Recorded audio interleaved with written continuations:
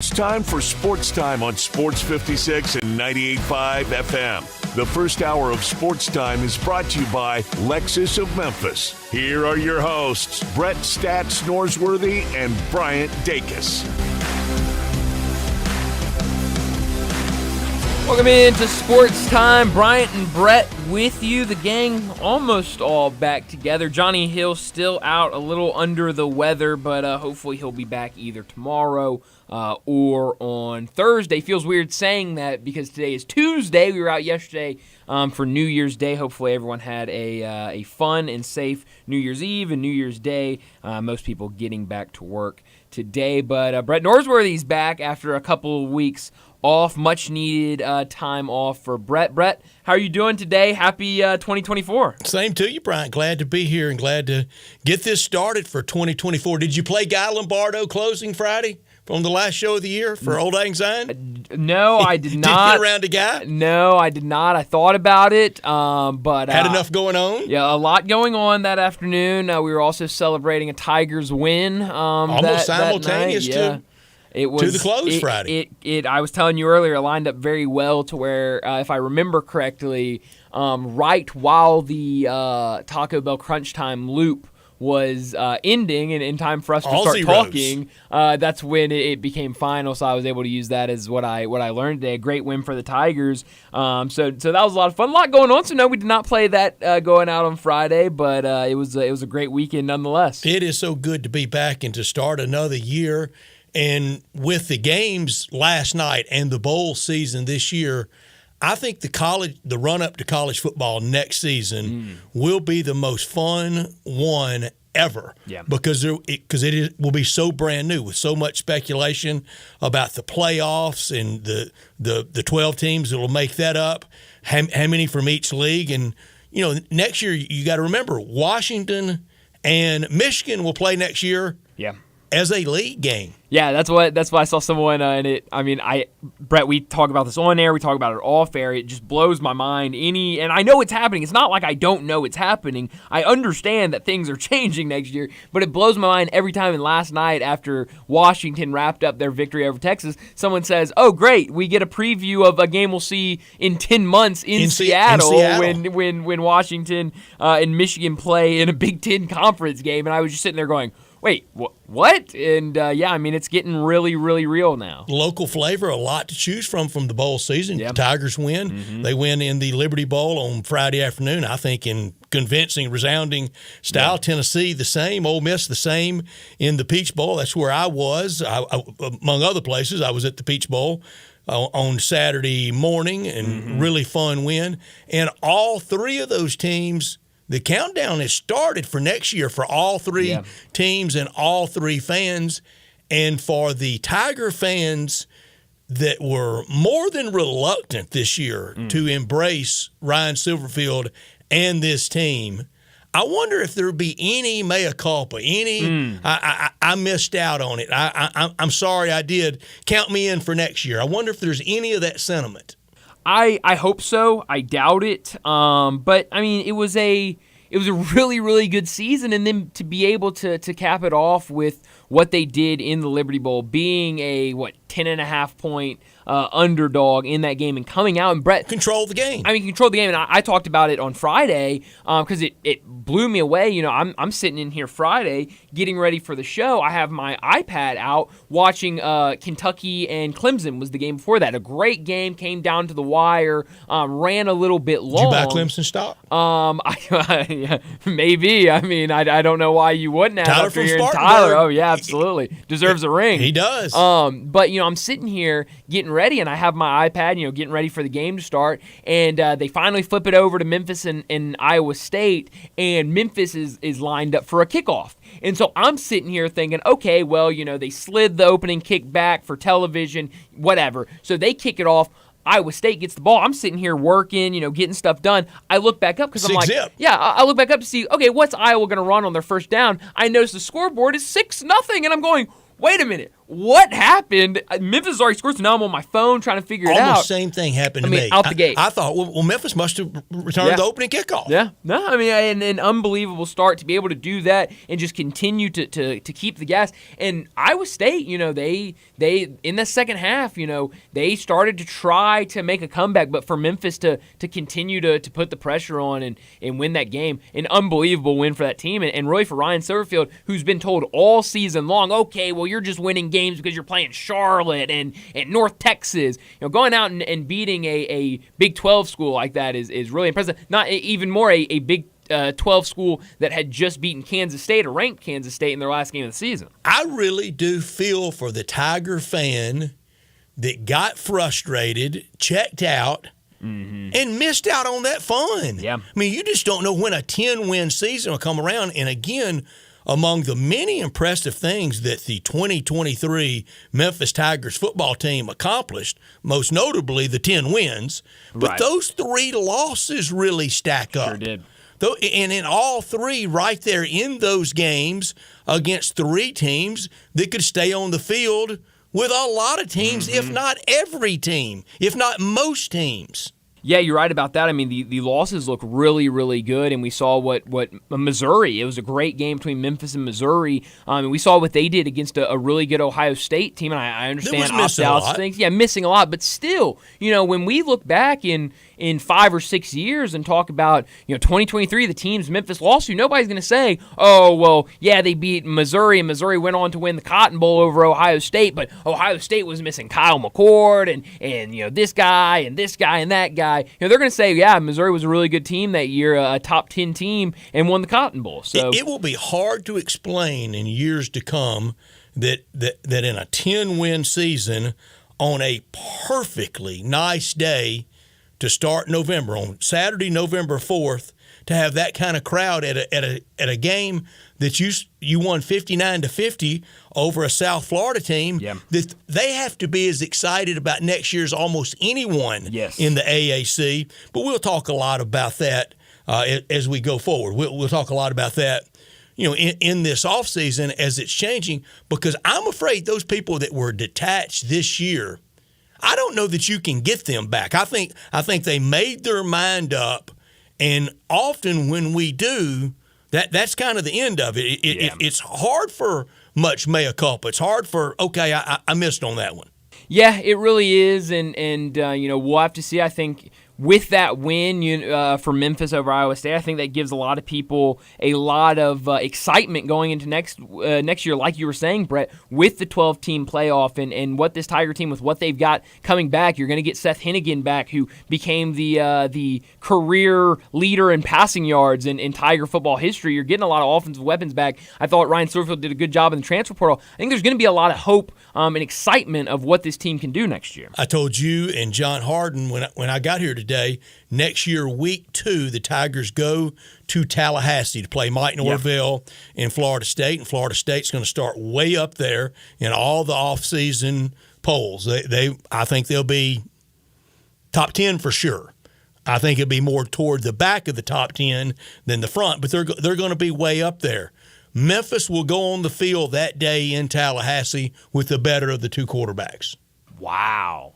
Seth Hennigan's better than DJU. I mean, I believe it. And if you do that, you have a chance. Sure. Yeah. I mean, it's college football is really becoming a league where quarterbacks dictate a lot, and you've seen that a lot in these bowl games. Where I think me and John Harden were talking about this last Thursday or Friday. Of if you just looked at and we picked all the games against the spread in the bowl games. You just look at those lines, Brett, and a lot of them were teams that you could say were maybe better teams, but they were missing their starting quarterback, and because of that, they were a 3 or 4 point underdog. Like Ohio State. Like Ohio State. Starting old number 33 at quarterback. Oh, man. Yeah. Never a good sign. Now, if he's the future at quarterback, we got to change that. He's got a future, though, in the Tour de France. He set a world record on that bicycle Friday night in the Cotton Bowl after he was injured early. You got to get the work in on the bicycle. Greg LeMond and Lance Armstrong have nothing on him. He rode that bike the whole night. I watching the game, I'm thinking, if you're okay to do that, go in and play quarterback. Quit riding the bicycle. Stop riding the bike. No, that was an interesting game because I really thought we were going to get points galore, even with a backup quarterback in there for Ohio State. But I mean, it became a rock fight. Tennessee got to look at the future, and I think they like it with Nico at quarterback and the performance he had yesterday against Iowa. And Ole Miss fans, the countdown is really on. Well, sure. We can't wait to get to 2024. But last night set the finals for this year. And, you just really wanted one good game, and we got two utter classics down to the last play in both games. And I think in both games, something as simple as this. The best team won. No, you're right about that, and you're right. It was two unbelievable games. I mean, we knew the build-up. We knew kind of what to expect, but it completely delivered. I mean, sometimes these bowl games, sometimes really any big-time game in sports, they just don't deliver, and you get, a blowout or something. Especially with that layoff. Mm-hmm, and we didn't get that at all. And even with some, mistakes here and there, I mean, a lot of people pointing out Michigan's special team woes really all night against Alabama. They're still able to get the ball and drive down the field, tie it up, go to overtime. Unbelievable game. And then just we knew it was going to be, air it out and try to get as many points on the board as you can for Washington and Texas. But for Washington to go up by double digits in the fourth quarter, and then Texas still have an opportunity in the red zone against a defense that really a lot of people have been saying, this Washington team's great, but that defense is not that great. And for the defense to step up and come up with a stop was really a storybook ending for the semifinals. I know so many have discussed, and it certainly is worth talking about in question, the game plan for Alabama. The biggest stumbling block of the game plan for Alabama was the Michigan Wolverines. Oh, man. The offensive and defensive line play for Michigan, they whipped Alabama, and they – at minimum, if not completely, matched them in speed. There was not if you got Jalen Milroe and the Michigan quarterback in a 50-yard dash, I think I know who's going to win. But most other positions, the Michigan speed was not lacking. I mean, nothing like the difference in the Ole Miss Penn State game. Yeah, no, you're absolutely right. And you mentioned the trenches. I mean, that was really the huge discrepancy because Alabama's offensive line, and I remember that being a storyline early in the season, but I mean, they just looked completely outmatched. And I even think back to that last play of the game where Jalen Milroe, I think they said after the game, I think Nick Saban said after the game that was kind of their third option on that because of all the timeouts and one stuff. Step and cut at the line. Yeah, it wasn't anything there if he cuts. No, it was bad snap, and I think it was Tim Hasselbeck who was on SportsCenter last night with Scott Van Pelt, and they brought him on to completely break down that play. And he said basically what's going to happen is your guard's going to come around, and you've just got to follow those blocks. And basically, you look at the right tackle for Alabama. He said that guy's 360 or something like that. I mean, a huge offensive lineman. The defensive end that was going up against him for Michigan was 275 and just, bull rushed him. Bad grammar alert. He just blowed up. And just completely blew up the play. And he was saying, that's what it was. It wasn't necessarily a bad play call. It was just Michigan just killed Alabama's offensive line. And the game, as you said, with the miscues, it was not a perfectly played game whatsoever, but Michigan was better. Michigan deserved to win, and in the end, they got it. The punt returner, would he have entered sports? I mean, it'd been up there with Georgetown's player that threw it to James Worthy in the Final Four in '82, Fred Brown. I mean, it would have been up there with some of the bigger sports gaffes ever because if he fumbles in the end zone, what's a touchdown? If it's knocked out of the end zone, it's a safety. Mm-hmm. They have to kick off from the 20, with just 10 seconds, whatever left. Almost every team that does that, they punt. Mm-hmm. They don't kick off. Well, they would have had to try to kick off and onside, and it would have been futile, and Alabama would have escaped again. But they couldn't escape this time. Michigan was too good for them. And all year, even with all the controversy, we talked all year about, not Michigan wasn't just winning, how they were just bullying people. And I thought they bullied Alabama for a lot of the day. Yeah, I thought they did too. And, really for Michigan, with all of the adversity that they've had to face this year with, Jim Harbaugh and the multiple suspensions he's been handed down, and for really that staff and those players to both step up. And we said that was garbage. Yeah, oh, absolutely. But for everyone at Michigan to deliver, I mean, it has really shown how strong of a team they are. Yeah, and all the Jim Harbaugh rumors out there, I was told by someone I think knows, there's no chance he goes to the Bears, because think who runs the Bears. Kevin Warren, the former Big Ten commissioner. Yeah. He is the boss of the Bears. Anybody not named Hallis or McCaskey, he runs the Bears, and mostly running the Bears to get the stadium deal done at Arlington Heights, and in the future to get a Super Bowl there.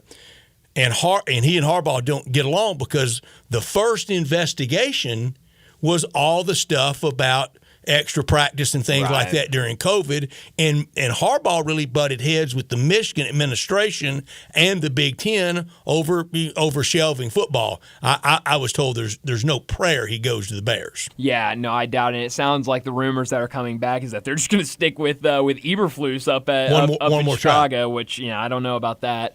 But no, I mean it sounds like he was really excited and happy about that win and being at Michigan, and so it sounds really good for what they're doing. But two great games. We're going to talk more about them. And next Monday at 5:30, where we normally do our Monday Night Football pick, we're going to pick the national championship game, and we're going to have the four best players in Michigan and Washington football history while they were in school. Ooh, well, I can tell you, Brock Heward's going to get thrown in there. There's a couple of Hewards in there. There are a couple of Hewards in there. And for me, while they're in school, that eliminates Tom Brady.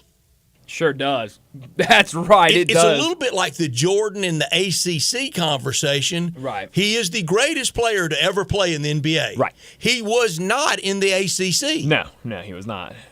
Wow. This is going to be a good list. Tom Brady, I think, is the greatest player to ever play in the NFL. He was good at Michigan, but he is not one of the top four. No. I don't think. I don't think so either. We'll do that Monday. Oh, that's going to be a lot of fun. I'm already excited for that. Well, let me set up today's show before we get to top and not top story of the day. 3:30, Dave Lotion, the voice of the Tigers, will join us. A lot to talk about with Dave. Obviously, the AutoZone Liberty Bowl win for the Tigers over Iowa State. And the Tiger basketball team, they're now up to number 15 in the AP poll after wrapping up their non-conference slate with a win over Austin Peay Saturday night. 3:45, we'll get back into these college football playoff semifinal games, talk a little bit about what we expect to see in the championship game a week from yesterday. 4 o'clock, Brent Beard from First Coast News in Jacksonville will join us. We'll talk more college football with him. All the bowls that happened over the weekend and everything else happening in college football we'll talk about with Brent at 4 o'clock. 4:30, we'll talk about the bowl games that happened over the weekend. Brett already mentioned a handful of them, but a really, really fun weekend of bowl games aside from those college football playoff semifinal games. Those were unbelievable, but it was still a great weekend all together with bowl games. 4:45, we'll get to big number of the day, and with the long weekend, but I've got a lot of big numbers today. I'm going to try to save them and try to stretch it out through the week, but we'll have to wait and see. 5 o'clock, Bo Marchant will join us to talk the NFL as we're now to week 18, last week of the regular season. A lot going to get played out this weekend on Saturday and Sunday. 5:30, we'll get to what's trending, and at 5:45, we'll wrap up today's show like we always do with Taco Bell Crunch Time. Another year of this hour being brought to you by Lexus of Memphis. Happy 2024 from everyone at Lexus of Memphis at 2600 Ridgeway and online at lexusofmemphis.com. The one and only Lexus dealership in town. You can call them at 901-334-9673. Great offers on all those 2024 models and always special leasing options. Drive in luxury and confidence knowing that every new Lexus comes with complimentary first and second maintenance services. Stop by today at Lexus of Memphis at 2600 Ridgeway and put yourself in the driver's seat of the all-new 2024 flagship LS500. You'll be looking, you'll be driving in style. When you purchase a Lexus, you get top-of-the-line engineering and design, and they make for the luxury driving experience. online at lexusofmemphis.com. Experience amazing. Experience amazing at Lexus of Memphis. Top story of the day.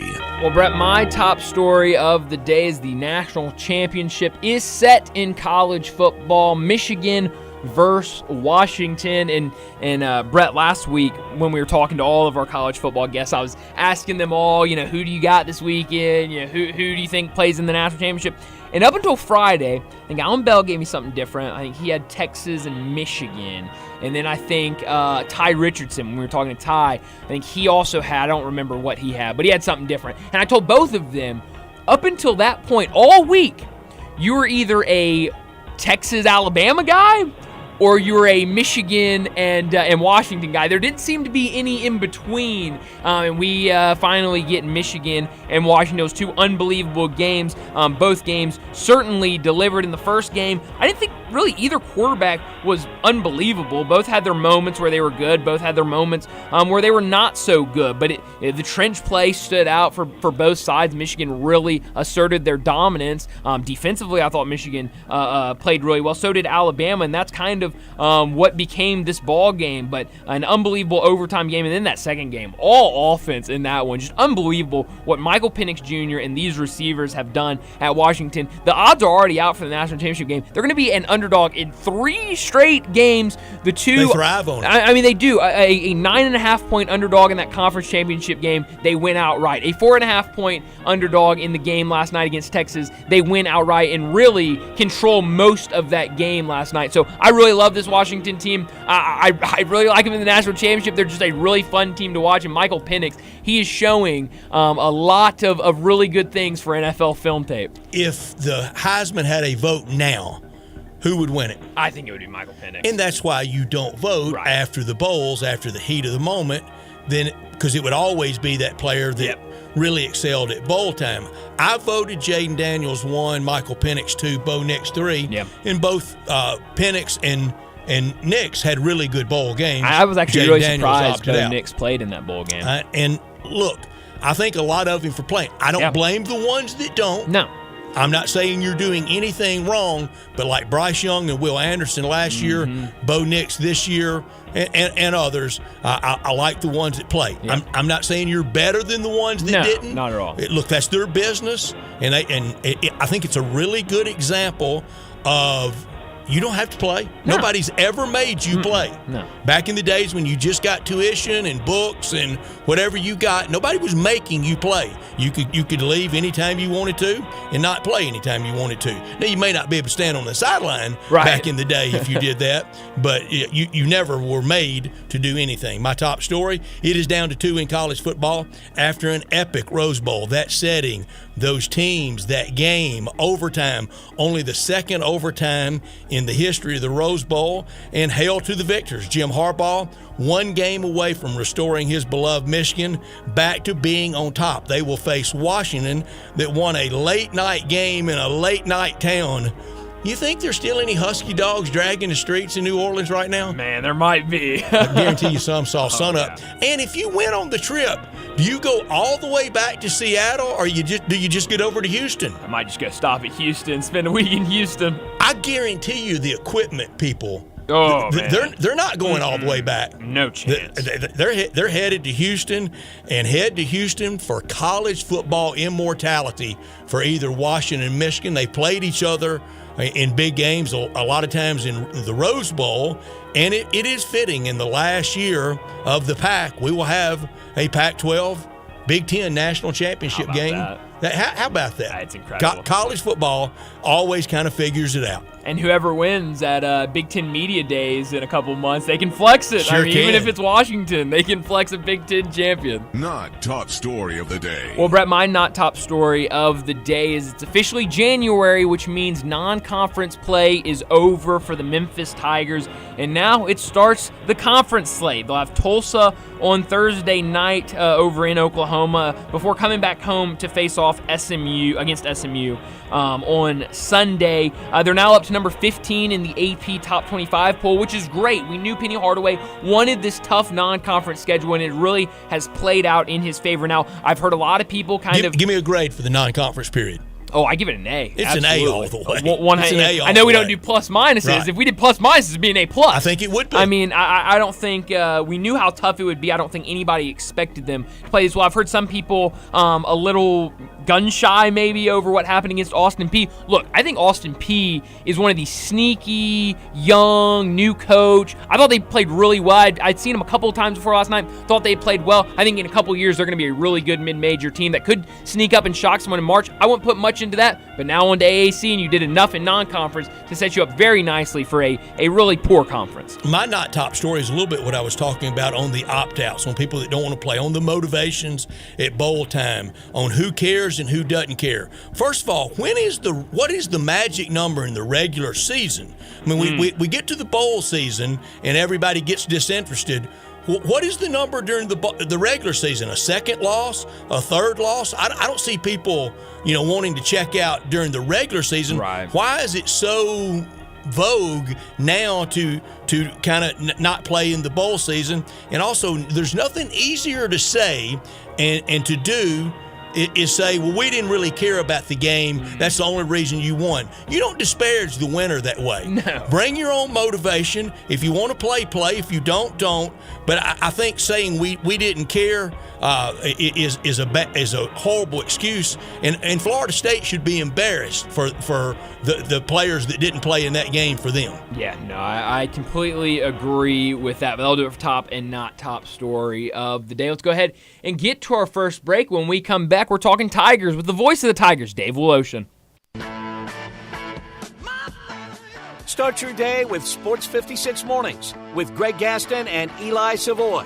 Weekday mornings from 7 to 10, right here on Sports 56 and 98.5 FM.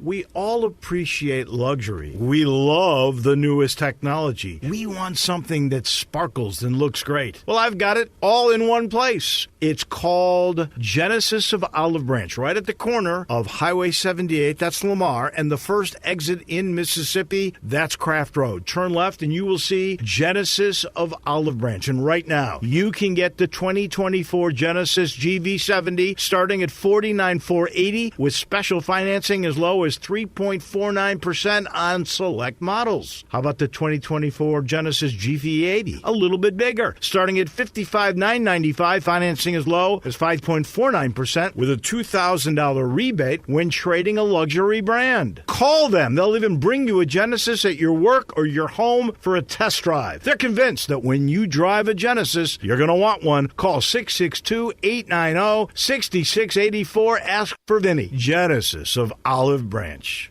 Wesley Financial Group is not a law firm. This story is called The Ugly Truth About Timeshare. If you think you've done your family a favor by buying a timeshare, you need my help. Hello, I'm Chuck McDowell, CEO and founder of Wesley Financial Group. 10 years ago, I started helping folks cancel their timeshare. And in the process, started what's now called the timeshare cancellation industry. Timeshare is the only thing that you can buy that you can't tell me how much it's going to cost or when it's going to end. When you buy a timeshare, you give them a blank check to fill out any amount they want for annual maintenance and assessment fees. The crazy thing is, this never ends. Even when you die, your family's now going to be stuck with this burden. Stop the insanity today. Call my office now. If we take you as a client, I guarantee we'll cancel your timeshare or you'll pay nothing. Call for your free information kit. 800-462-3333. That's 800-462-3333. 800-462-3333.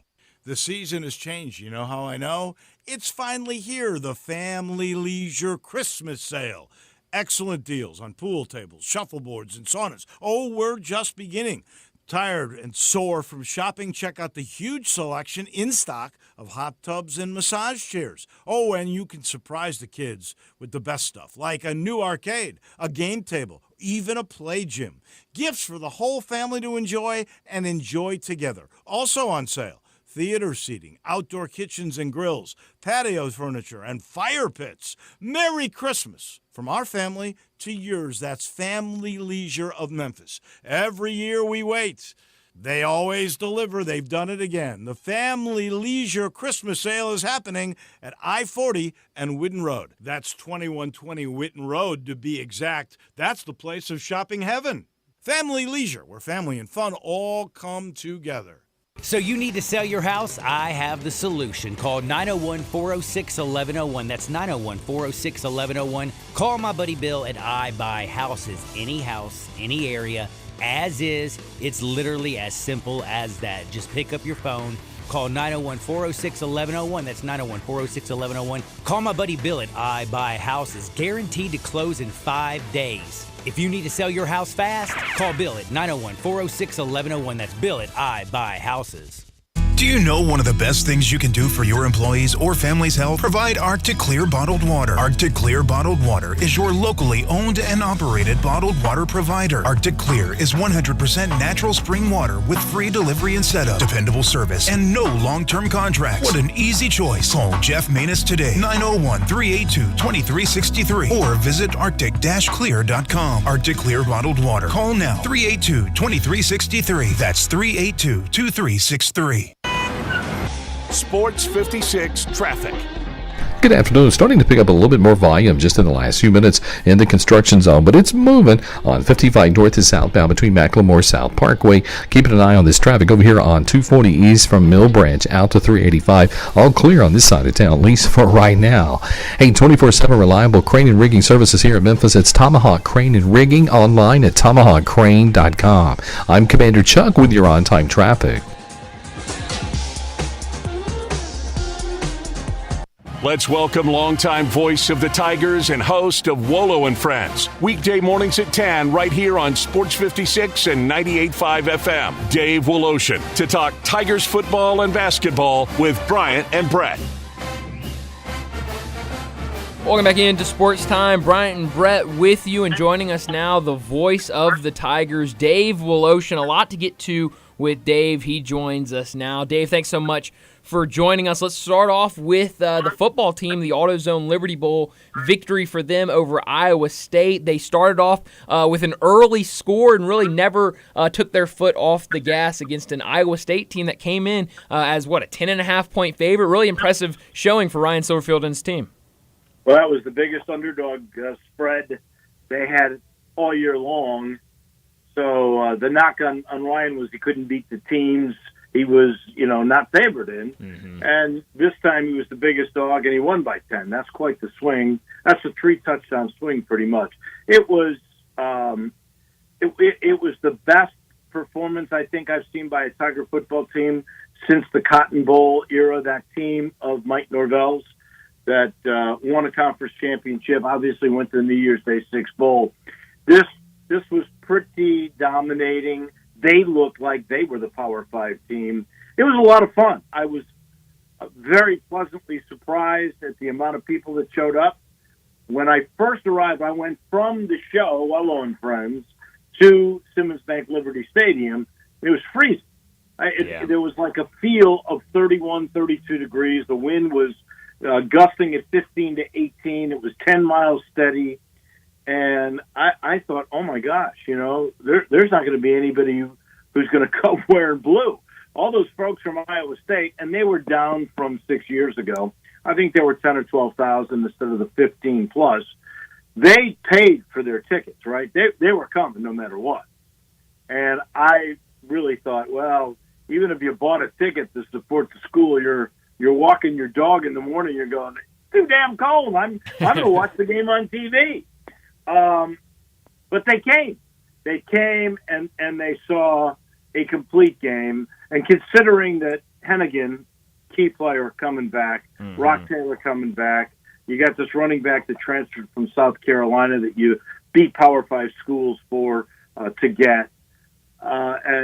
You've got to feel pretty good about it. And I got to tip my cap to Jordan Hankins, the interim defensive coach who was a linebacker coach. Usually in our meetings, the coaches, the coordinators are usually pretty straightforward and honest with us. And Jordan was fairly honest, but he did not let us know he was changing his scheme, that he was going to run a 3-4-4, that he had figured out something with Iowa State. He took the run away, and they have a guy that was a freshman running back that came on at the end of the year that had 276 yards against 25th ranked Kansas State, albeit a snowstorm, and he was held to 4 yards. In all my days, and I'm going to ask Brett because he's probably seen almost as many football games as I have, I can't remember ever seeing 0 rush yards in a game. Now, and 0 penalties. Hold on. 0 penalties, 0 turnovers, 0 rush yards. That's like the Triple Crown. Crazy. It really is. That is the Triple Crown of bagels, and it very impressive. And that box score, it does stand out. And that final score, 36-26, will lead the Tigers into next year. Dave, what should be the stated goal for the 2024 Memphis Tigers?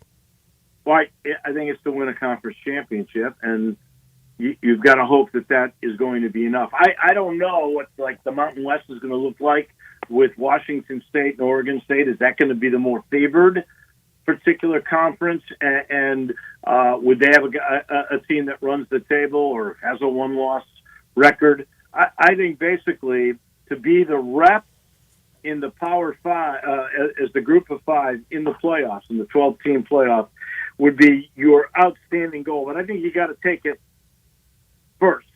Let's win the conference championship and hope that is enough, because a lot of that afterwards is going to be subjective. How do you get the disaffected fan? I said earlier, I almost feel sorry for a true blue Tiger fan that got disaffected this year, checked out, and missed out on the fun of a 10-win season. How do you get that person re-engaged? That person, I think, is re-engaged. I'm not going to say his name or what he does, but there's a person that I go to once a month, okay? And he is he's an elderly gentleman who has been a Tiger fan for 40 years, all right? And he checked out at various times this year because he did not have faith in the coach. But that's as good as I can put it. I mean, that's as honest as I can put it. And I saw him today, and he goes, "I'm renewing my ticket. If he hires the defensive coordinator, I'm back." I thought that was such a great game. So I think that guy's coming back. I think he's so infused, and I think there's more to come. I think Ryan Silverfield has found revenue for NIL. I'm not saying it's going to match an SEC team, but I think it'll match most of the teams in the league. It's not going to be $600,000 for Memphis' NIL versus the $4.4 million that SMU might have had this year. I think it will be an NIL budget that will be in line with the conference and the rest of the group of 5 where you have chances. So, and you got Hennigan back, you got Rock Taylor back, you got this new back. They just got a transfer. I really don't know how good he is, but he's coming from Indiana. He's coming from Power 5. I think they've got more tricks up their sleeve that way. Tomorrow is the day the portal closes. Or is that? Oh, that's today. The portal closes tonight. We'll see exactly what happens. Well, and you mentioned Seth Hennigan, him coming back, and it's really been, this season, obviously he's played really well, but there's been kind of the people that said, well, he hasn't improved like we thought he would. He hasn't taken that next step. I thought what he did against Iowa State was one of his best games he's had as a Tiger. Coming back next year, there's not going to be many quarterbacks around the country that you can say are that experienced at the same school as Seth Hennigan. What do you expect from him next year? Well, I expect him to play like he did on Friday. The guy, first off, I just my gut feel. He's never expressed this. The coaching staff nor the medical staff have ever said anything to me. But he got hurt several times this year. And, I think he just tried to play through pain. And I'm not sure he was 100% in every game. And I think he was 100% against Iowa State. I think you see what he can do, which is why he has already in 3 years become the number 1 all-time throwing quarterback in the history of the school. He passed Brady White because of the great game he had on Friday. And in the era of the NIL and COVID, he can come back next year and obliterate that. But listen, he could come back another year. And if he's not a surefire draft choice, the way NIL money is now, wouldn't you take that NIL money? Because what are you going to do next? You're probably going to be a coach. Your dad was a coach. I think you're thinking about being a coach. You get one more year of really good money. If he stayed a sixth year and he produced like he's done the last 3 years in the next 2 years, yeah, I'm just saying, guys, he would obliterate every record Memphis has ever had and will ever have, because nobody's going to get 6 years ever again.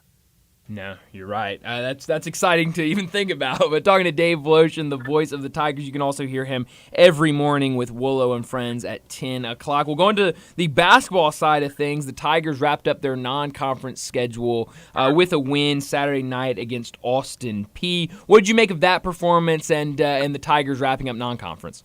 Well, I think it was disappointing because the last two games they have played at the level of the competition. Mm-hmm. And when you witnessed what they did in the second half at VCU, carrying that over to the best string of 3 games since the 2008 team.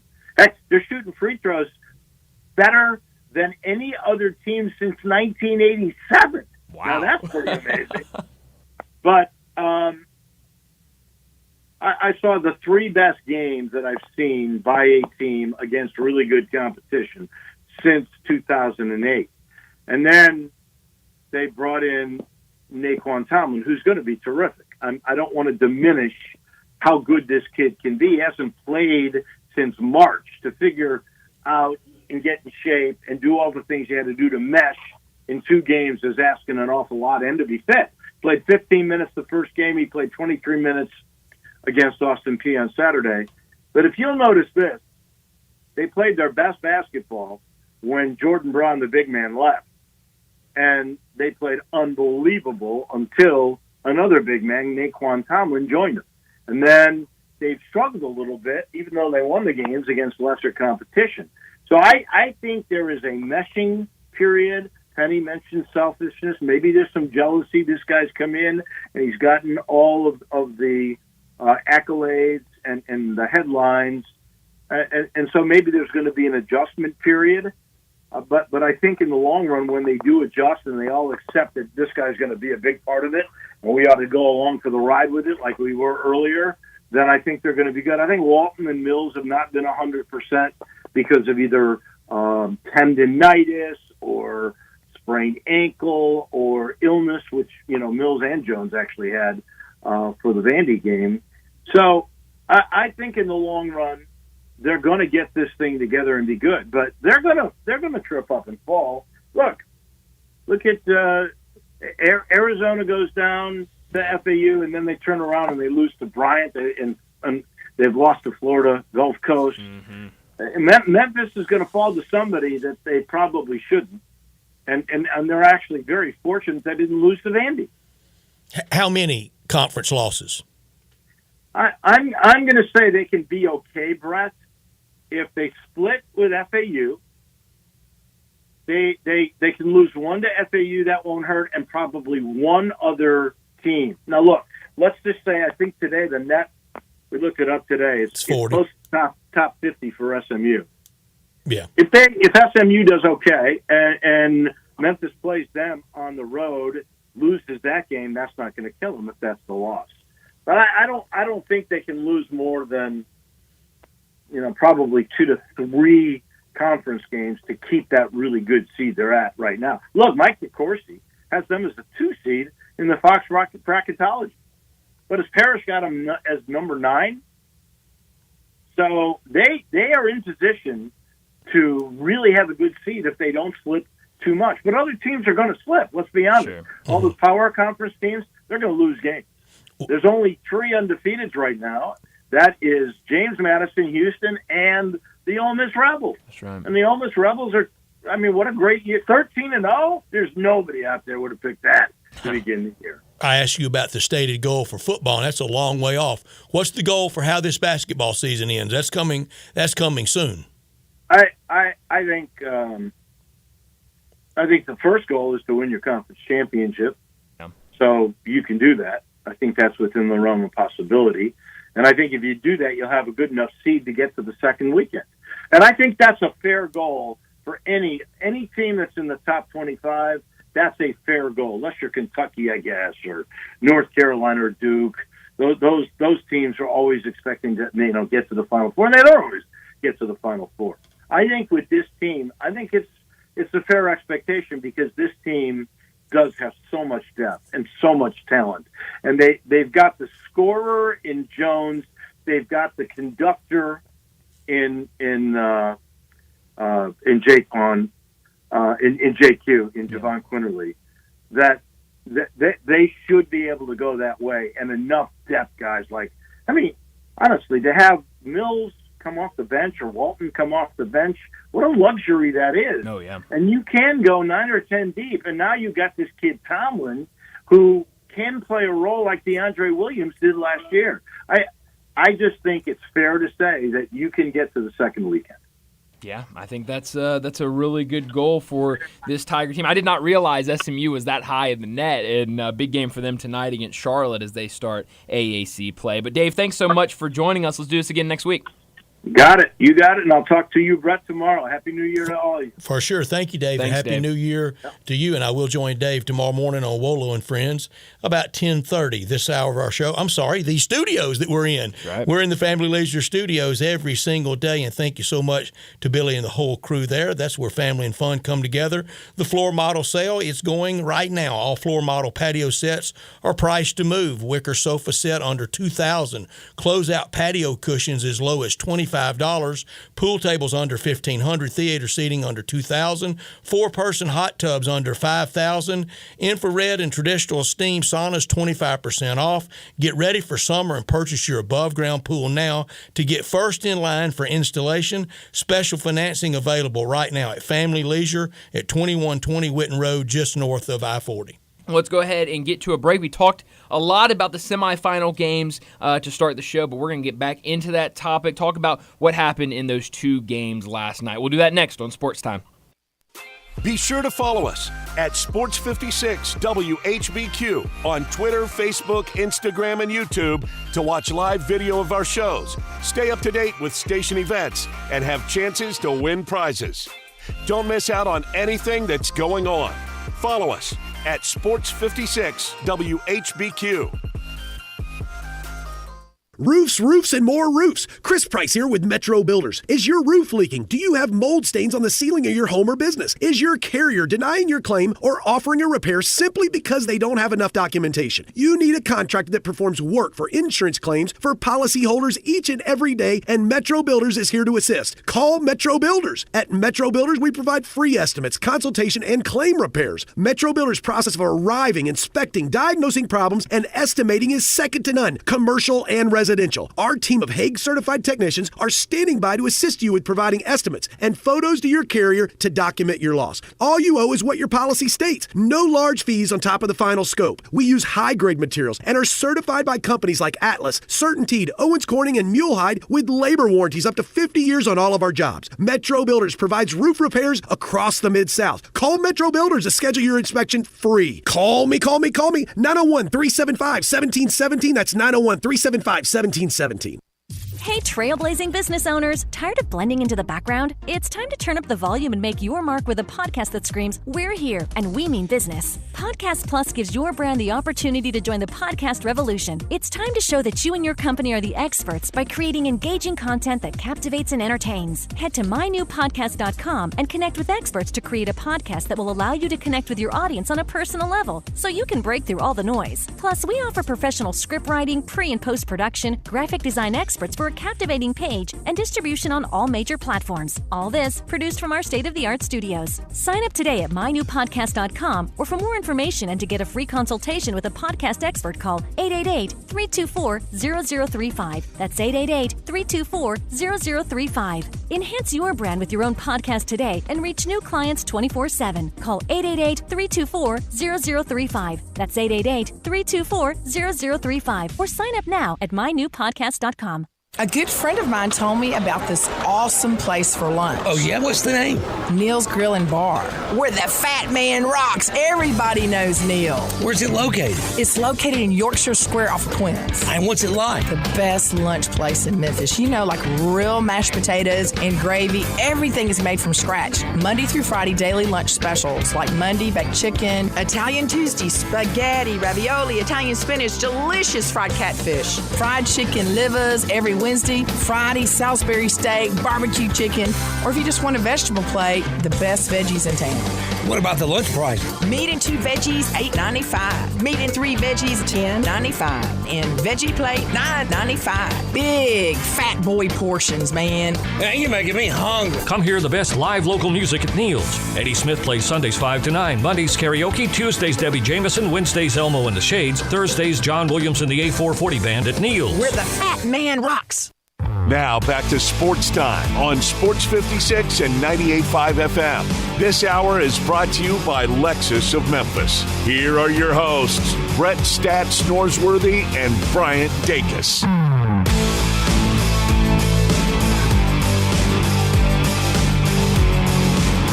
Well, it was an eventful night last night in college football for the college football playoffs. Semifinal games and 4 o'clock start for the Rose Bowl. A beautiful scene out there, as it always is, and that game certainly delivered. It always does, and that 4 o'clock start Central Time, 2 o'clock their local time, and it always looks perfect. Maybe for me, the 2 best cathedrals for American sport is the Rose Bowl and Augusta National. Yeah. And we only get to enjoy the Rose Bowl for that three and a half hours, really one day a year, unless you're watching a lot of UCLA games, and nobody there is doing that, so very few are doing it late night on television. And it was the perfect setting, those 2 brands, those 2 teams, those 2 coaches, and that style of football. The SEC loves to talk about, and I believe this, that we are a line of scrimmage league. Well, the Big Ten likes to talk about Big Ten football. That's line of scrimmage. Yeah. Michigan won it. They won it at the line of scrimmage. Alabama had no answer. They could not stop Blake Corum. I don't know if they could have stopped Donovan Edwards if they had fed him the ball very much, because they were getting blown off the ball. It was so downhill. And in overtime, both defenses are so very tired in overtime. Yeah. It looks easy, and it was on the Corum touchdown. Yeah, no, it really was. And, you can't stress it enough. We've both kind of talked about it. The line play for in this game was really what separated these teams. You saw it in overtime. You saw it late in that fourth quarter, and Michigan really just came to play. And, special teams kind of disasters at times throughout that game, I thought would kind of ruin their chances. But ultimately, they were when you have a DF game in one department, you've got to supplement that with A+ performances in those other aspects, and they certainly did that both offensively and defensively. The whole Harbaugh got the best of Nick Saban coaching. Do you buy that? I don't, because I don't think his team got the best. Yeah, of Nick I don't Saban's think it was necessarily play calling. I think it was more just the guys came out and performed. He got his performers to perform a little bit better, and it was enough for them. Very few penalties in the game, only 3 for Alabama, 2 for Michigan. And in both of the games yesterday to decide the college football playoff finals, the team that won the rushing battle lost. That's crazy. That's rare. That is crazy. And how about this, Brett? Both of those games went over in the total, which was nice to see. They did both go over. In the bowl season this year, the team that won the rushing battle 30-11, that's 731 percentage. I promised 75, close enough. That's pretty close. Passing, if you won the passing battle, you went 22-19. Wow. That's 536. So again, if you got your life on the line, do you want a 731 chance of making it, or 536 if you're at the doctor's office? Yeah, I think I'll take the 731. But it didn't hold up yesterday in either of those games. The favorites this year in the bowl season, 19-22. 19 favorites won, 22 dogs won. The over got there 23 times, and the under got there 18 times. So really, you really couldn't ride either one and do real well. The second game last night, Washington Washington did not even sell their full complement of 20,000 tickets. That's crazy. I mean, it is. It was a Texas building. Yeah. Oh, it certainly was, and I mean that's a tough trip. But it is. But still, man, that is hard to believe. And I know, there were some clips coming out of really a lot of Texas fans being there, both around the stadium and in the stadium. I also loved last night, and I saw it a couple of times, but Matthew McConaughey just like casually walking up and down the Texas sidelines. And like he owns the team. Yeah, like patting guys on the back. After Texas scored the touchdown to get him down 6, he runs over to the guy on the sideline, Jerry pats him on the Jones back. doesn't do the sideline routine anymore like that. And on, I think it was ESPN2, they had, it wasn't Pat McAfee, but it was the Pat McAfee cast or whatever, but he was at the Rose Bowl. So it was a bunch of other guys doing it, and Cole Kubelek and a lot of those guys. And one of them, I forgot who it was like, I talked to Matthew McConaughey, and he has the same. Jacob Hester? It might have been. I just saw it on social media, so I wasn't paying too close attention of who said it. But he was like, Matthew McConaughey was just with us. I saw his credential. It's the same one I have, and in big bold letters at the bottom it says, "Do not go into the players' box." And he's just over there, just slapping backs with Texas football players. Again, it's like he owns the team. It really is. Washington wins. Texas, they do have a lot of penalties. 10 penalties for Texas. Washington with only 5. Texas with 180 rushing. Washington with 102, but Michael Penix. He was the difference in the game. He was that much better than Ewers. Oh, you almost said Brock Ewers. How about that? I did. No, Quinn Ewers. He was, and Brett, I'll be honest with you. After the game, when I was looking at the stats, I was shocked that both teams got over 100 yards rushing because it just didn't feel like it was how much they were throwing the ball. Did you hear the Washington announced team at the end of the game? No, it's really good. Oh, I'm gonna have to go find that because I'm sure it is really good. This is they have a good team because this is the third or fourth time you've talked about. Their radio I dip in call. and listen to them. Yeah. And you can feel the thrill of victory. Oh, yeah. It was 2 really, really good games last night, setting up for a unbelievable national championship. But let's go ahead and get to a break, wrap up our first hour. When we come back, we're talking more college football with Brent Beard.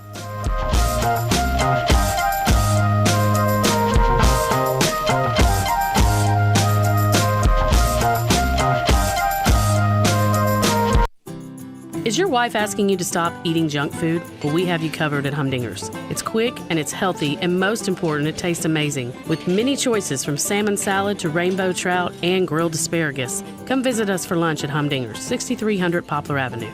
So good, Coach Penny eats with us weekly. Don't forget, Humdinger's offers full-service catering for weddings, social events, or your corporate lunches.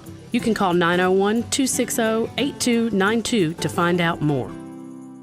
Welcome to Triumph Auto Sales, where you'll have a great car buying experience. Triumph Auto Sales is your #1 source of quality pre-owned vehicles ranging from lease returns to new car trades, all at huge savings. Plus, Triumph has a full array of financing options to meet your needs. Find your next car online at triumphautosales.com or stop in today at 4875 Elmore Road. Triumph Auto Sales will help you get the vehicle you want at the price you need and the service you deserve. For a great car and a great experience from a local and family-owned business, visit Triumph Auto Sales. Wesley Financial Group is not a law firm. This story is called The Ugly Truth About Timeshare. If you think you've done your family a favor by buying a timeshare, you need my help. Hello, I'm Chuck McDowell, CEO and founder of Wesley Financial Group. 10 years ago, I started helping folks cancel their timeshare. And in the process, started what's now called the timeshare cancellation industry. Timeshare is the only thing that you can buy that you can't tell me how much it's going to cost or when it's going to end. When you buy a timeshare, you give them a blank check to fill out any amount they want for annual maintenance and assessment fees. The crazy thing is, this never ends. Even when you die, your family's now going to be stuck with this burden. Stop the insanity today. Call my office now. If we take you as a client, I guarantee we'll cancel your timeshare or you'll pay nothing. Call for your free information kit. 800-462-3333. That's 800-462-3333. 800-462-3333. Make your next grill your last with the Big Green Egg at East Memphis Ace. Smoke, bake, roast, sear, and grill, all with a lifetime warranty. Ready to cook in only 15 minutes with cook temperatures below 200, above 700, and anywhere in between. Change your at-home cooking experience for life with our unmatched, authentic wood-fired grill flavor that has our customers raving. Get your Big Green Egg and all our accessories at East Memphis Ace on the corner of South White Station and Quince Road. Ole Miss Rebel Yell is back. The Rebel Yell Hotline Radio Show is back on WHBQ Sports 56 and 98.5 FM. Every Monday night at 6, hear the latest news on your Ole Miss Rebels with Yancey Porter with 24/7 Sports, former Ole Miss defensive tackle Mike Fitzsimmons, Gordon Ford covering SEC Sports Call, and former Ole Miss baseball announcer Gary Darby. From kickoff to free throw to extra innings, your Ole Miss sports on the Rebel Yell Hotline Show right here Monday night at 6 on Sports 56, 560 AM and 98.5 FM. Your Mid-South sports station. I know the sweetest thing in Memphis, and I know it's been around for 120 years. You know, I'm talking about Dinstall's, and it's time to stock up heavy on Cashew Crunch, Heavenly Crunch, Turtlettes, all of your favorite Dinstall's treats to watch the playoff games and to watch all the basketball. It's so easy to get. The sweetest thing in Memphis, all you have to do is head to Laurelwood or head to Germantown and Poplar right across from the hospital, or go where they make the candies. That's on Pleasant View. There's nothing that says Memphis better than Cashew Crunch with that little tinge of coconut, or the Turtlettes. Let's face it, there's nothing better than Dinstall's chocolate. That's the mainstay of all candies, isn't it? Milk chocolate, although their dark chocolate is pretty darn good. And if you get the peppermint with the dark chocolate and put it in the freezer, you're going to love it. So many ways to love Dinstall's. 115 years of making Memphis oh so sweet. Sports 56 traffic. Good afternoon. Despite a couple of EMS calls, it actually looks good at the moment. Over here in the construction, we're keeping an eye on it. 55 north and southbound between Macklemore South Parkway. It's moving on 240 east from Mill Branch out to 385. Clear shot right now on 40 east from Sycamore View Road all the way out into Fayette County. Weimer's Jewelry, 7525 Highway 64 is your Valentine's Day headquarters. Go by and see them. I'm Commander Chuck with your on-time traffic.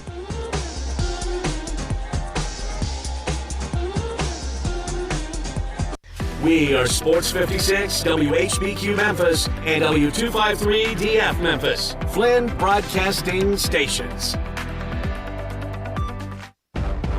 College football talk every Tuesday with Brent Beard, Heisman voter, and on Twitter X at Brent Beard. SEC, ACC, AAC. We talk it all with Brent.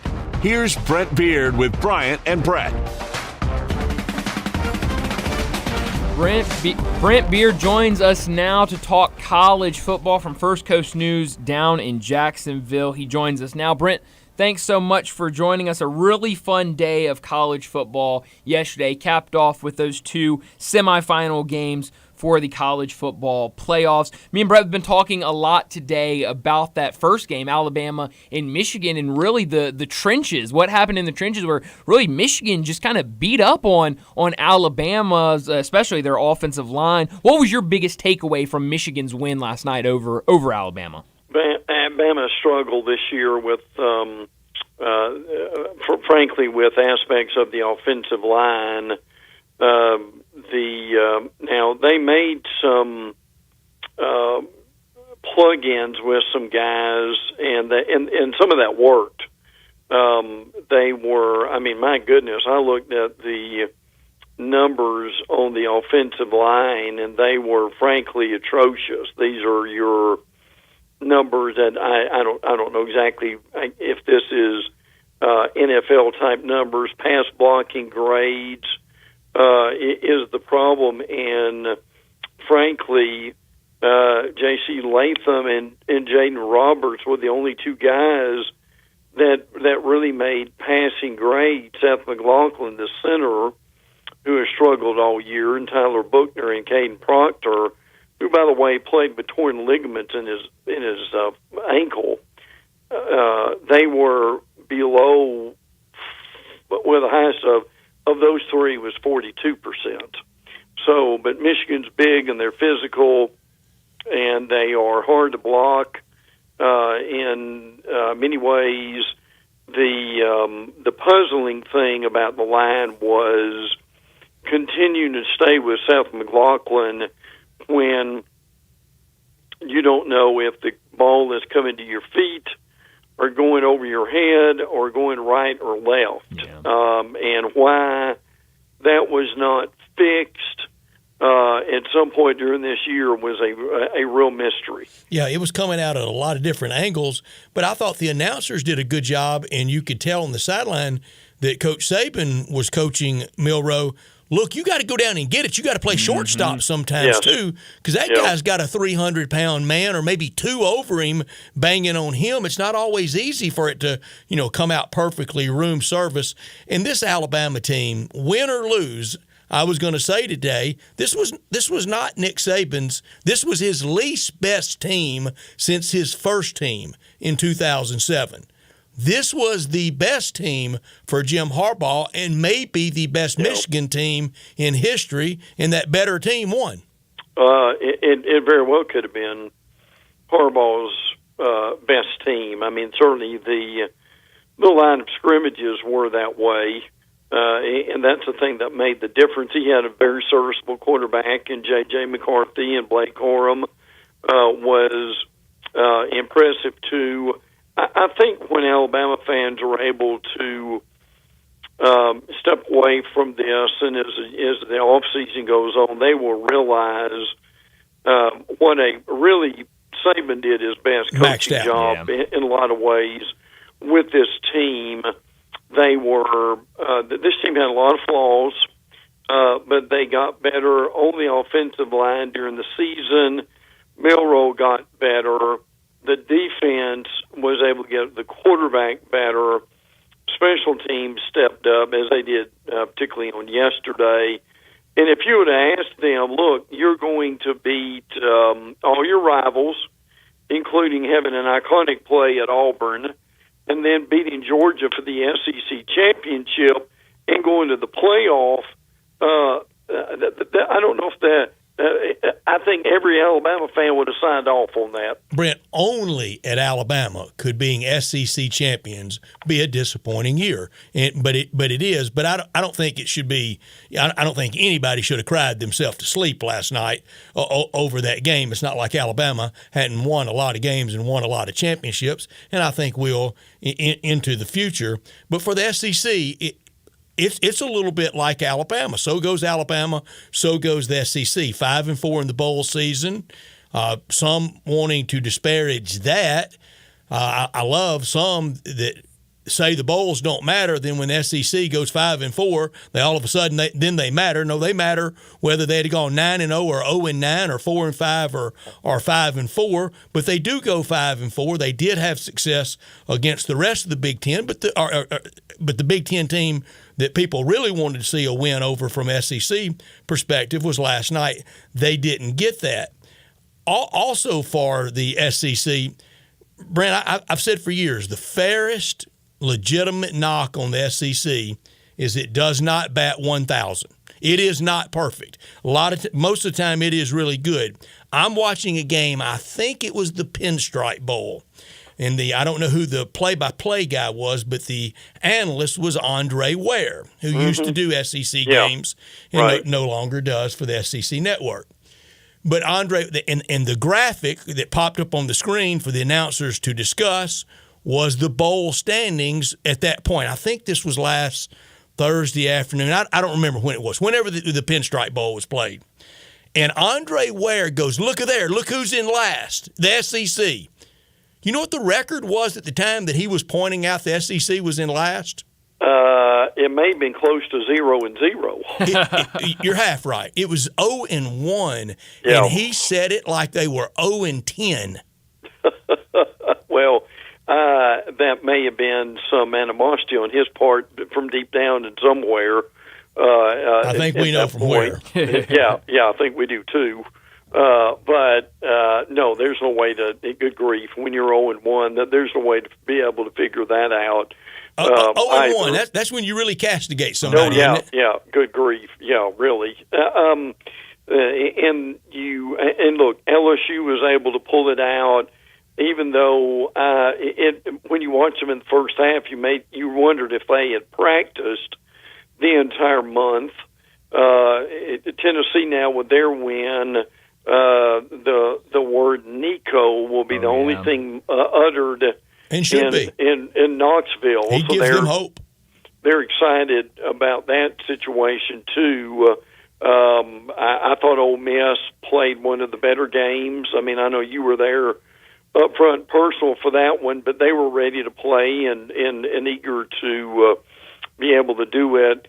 I thought Auburn was abysmal, and what I thought was even more abysmal was Hugh Freeze's comment about his offensive staff. It's never his fault. No, never is. It was basically, I've been out recruiting. I've been too busy for football. Yeah. So I've been busy, but we had an awful game plan for the game. Well, I think for $7 million, you need to try multitasking. And by the way, help me on this, guys. But who okays that final game plan? He does. Buck stops with the head coach, but it's really ironic that two coaches, Gus Malzahn and Hugh Freeze, both with the very same kind of, rags to riches backgrounds from high school coaching to the height of college football coaching. It's never their fault, ever. How did Auburn find both of them? Well, and look, here's the thing on Malzahn that people really need to understand. And by the way, KJ Jefferson looks like he's going to end up with Malzahn. I don't know if it's going to help his career or not. But the thing that was pointed out after the Central Florida loss was Malzahn has averaged, and I've mentioned this before too, losing 4 games a year for over 10 years in a row. Bo Nix is going to go to the NFL because he got away from him. Yeah, he really did. And by the way, I looked at Bo Nix's number at Oregon, and that's rather impressive. But you're right about that. And by the way, Brett, I'm not sure he did Chris Rice Plumlee a lot of good either, did he? John Rice, I don't know if John Rice got any better at UCF. Right. He was always very gifted, really talented athlete. Raw quarterback skills, I thought, were always a little bit lacking, and I don't think Gus did anything to polish those skills. No, and look, the other thing, without belaboring this Auburn point much more, is they really don't have a quarterback right now beyond what they left the season with. Now, my understanding is I've heard them linked with the Liberty quarterback over the last few hours, but Hugh said, "I'm happy with my folks, and I don't see us needing to do anything else." I mean, I don't think a whole lot of people are going to be quaking in their boots over Thorne. I'll just be honest with you about that. Caden Salter at Liberty is kind of who they're linked with. I'm not saying he's going there, but anyway, that's worth mentioning. But I just thought that was very poor to throw your offensive staff under the bus. It's going to be the most anticipated football season ever at Ole Miss. Is that warranted? Is that justifiable? Absolutely. I have never heard a anticipation for Ole Miss football at this point of the season than I have at this point. I mean, I think with everybody coming back, the people he's bringing in, and after having a record-setting season, and look, to me, these extended playoffs are made for teams like Ole Miss. Maybe Ole Miss is unable to beat Alabama and Georgia every year, but in this situation here, whether they do or not, they're going to be in. So I think it's warranted, and people are extremely high on that team right now. And should be. Talking to Brent Beard from First Coast News in Jacksonville. Speaking of teams looking for a quarterback, Miami in their bowl game, they lose in the Pinstripe Bowl, like we were just talking about, to Rutgers 31-24 to cap off, I think, another disappointing season, people in Miami would say. That game kicked off in the afternoon. It looked pitch dark, didn't it? It did, yeah. A lot of storms rolling through. It was dark, and not a lot of people there. What is the kind of feeling, expectations for Miami fans going into this offseason and into next year? It seems like they've been linked with a lot of quarterbacks in the transfer portal, but it doesn't seem like they're landing any. No, and look, the transfer portal, the timetable is running out for that right now. So now they had a situation where they were linked a little bit with Cam Ward as FSU wasn't, but that is obviously Cam Ward's going to the NFL. So right now, no one with that. That people have railed, and I understand this, on Napier at Florida. But guys, the reality of it is, Cristobal's got as much of a rebuilding job at Miami as Napier has at Florida, and no one wants to talk about that.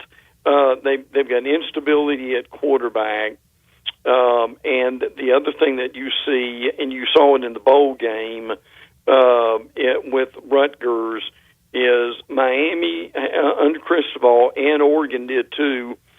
They will have these inexplicable losses, i.e. the Georgia Tech game among them, that happened, and they need a quarterback, and frankly about everything else. They open the season next year with the Gators, so that will be very interesting. But Brian's got a good point about that. They really need to shore up that position. Tyler Van Dyke has left and gone on to Wisconsin at this point. And really, look, they've got Ja'Cory Brown, who he was okay. I mean, he was decent in the bowl game, but is that going to strike fear in anybody's heart? I don't think it will. Is Miami further behind right now than before Mario Cristobal took over? Ooh. That's debatable, frankly. Wow. And never mind the value of losing time, the most important asset we all have in life, but time marches on. But I think they are, Brent, and the whole dynamic of the Pinstripe Bowl and them wanting to fight and talk pregame at the Pinstripe Bowl. Just an extremely bad look for the once proud you. But you've got the difficult thing about people dealing with Miami down here is, look, you've got some really good Miami fans, and I appreciate that. But all 10 of them? Yeah. But you've also got a fan base that has an arrogance that goes back to deserved, proper. I mean, a trophy case that can match anybody's. With Snellenberger and Johnson and so forth. But guys, let's just be honest. Frankly, I mean, it's still a team that really has accomplished so very little over the last, I don't mean years, I mean decades, frankly. And look, I at this point, I don't know if it's going to get very much any better beyond 8-5, 7-6 type thing. And Brent, we remember when the designation to differentiate between the two, and we're almost getting close to being back there.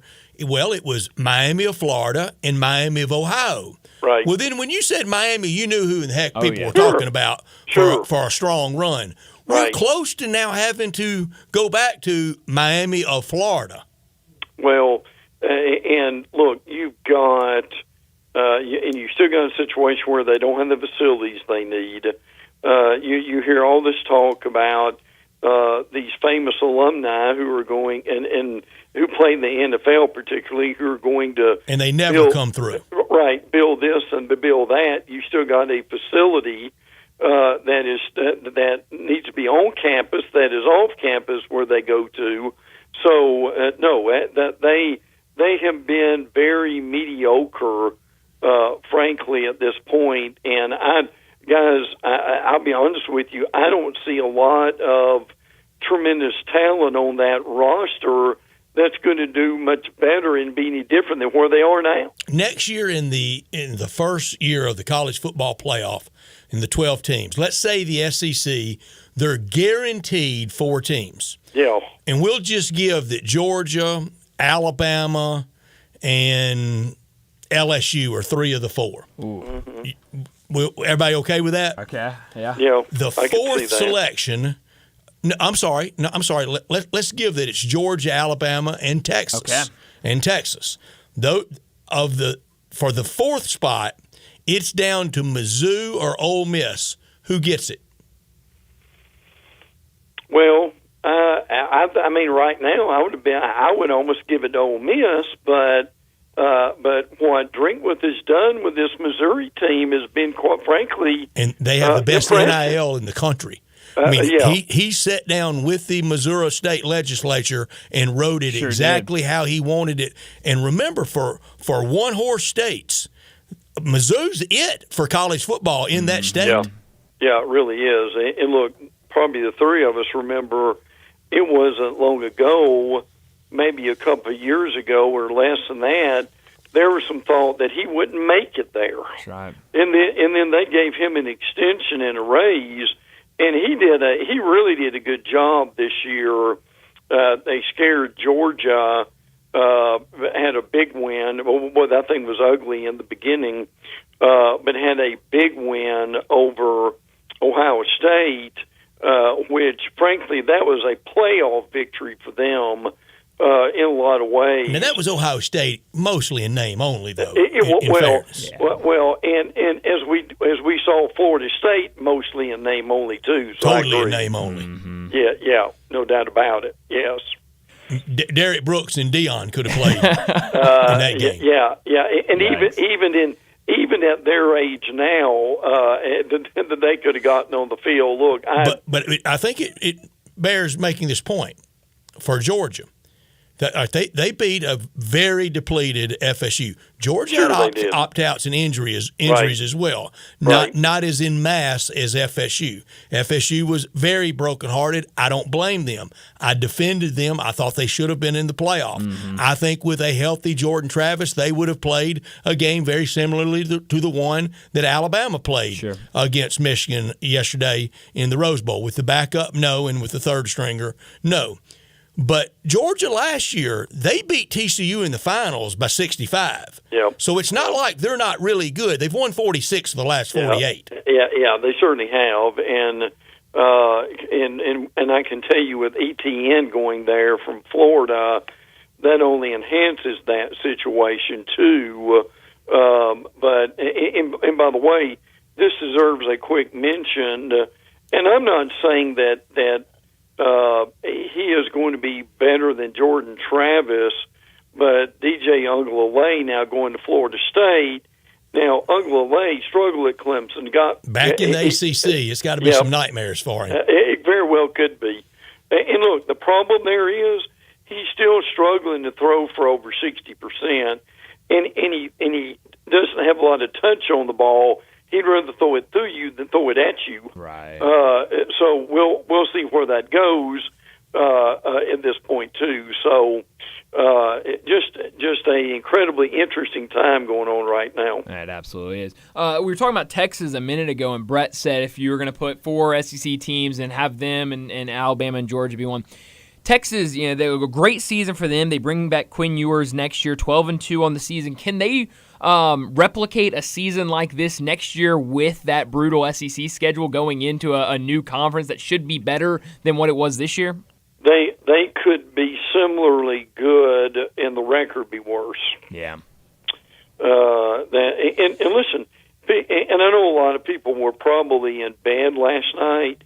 But I mean to tell you that Washington had that thing won. Man. That was double digits, and I was frankly on the way, lay down on the pillow, and all of a sudden, here they are driving down the field and throwing into the end zone in order to win the game.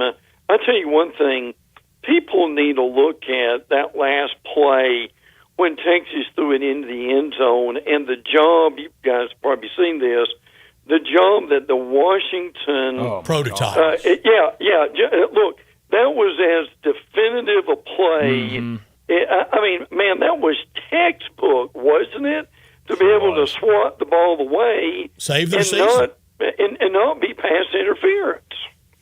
It was incredible. I mean, I couldn't believe it. I thought when I saw that ball go in the air, I was like, oh, this is it. Texas has won. But an unbelievable play, and who would have thought it'd be Washington's defense to step up and win the game for them? Well, it's going to set up for a really, really fun national championship. We won't talk to you before the national championship. Who do you like in the national championship game? I like Washington because I do too. Of Penix, and because of that Joe Moore winning offensive line for Washington.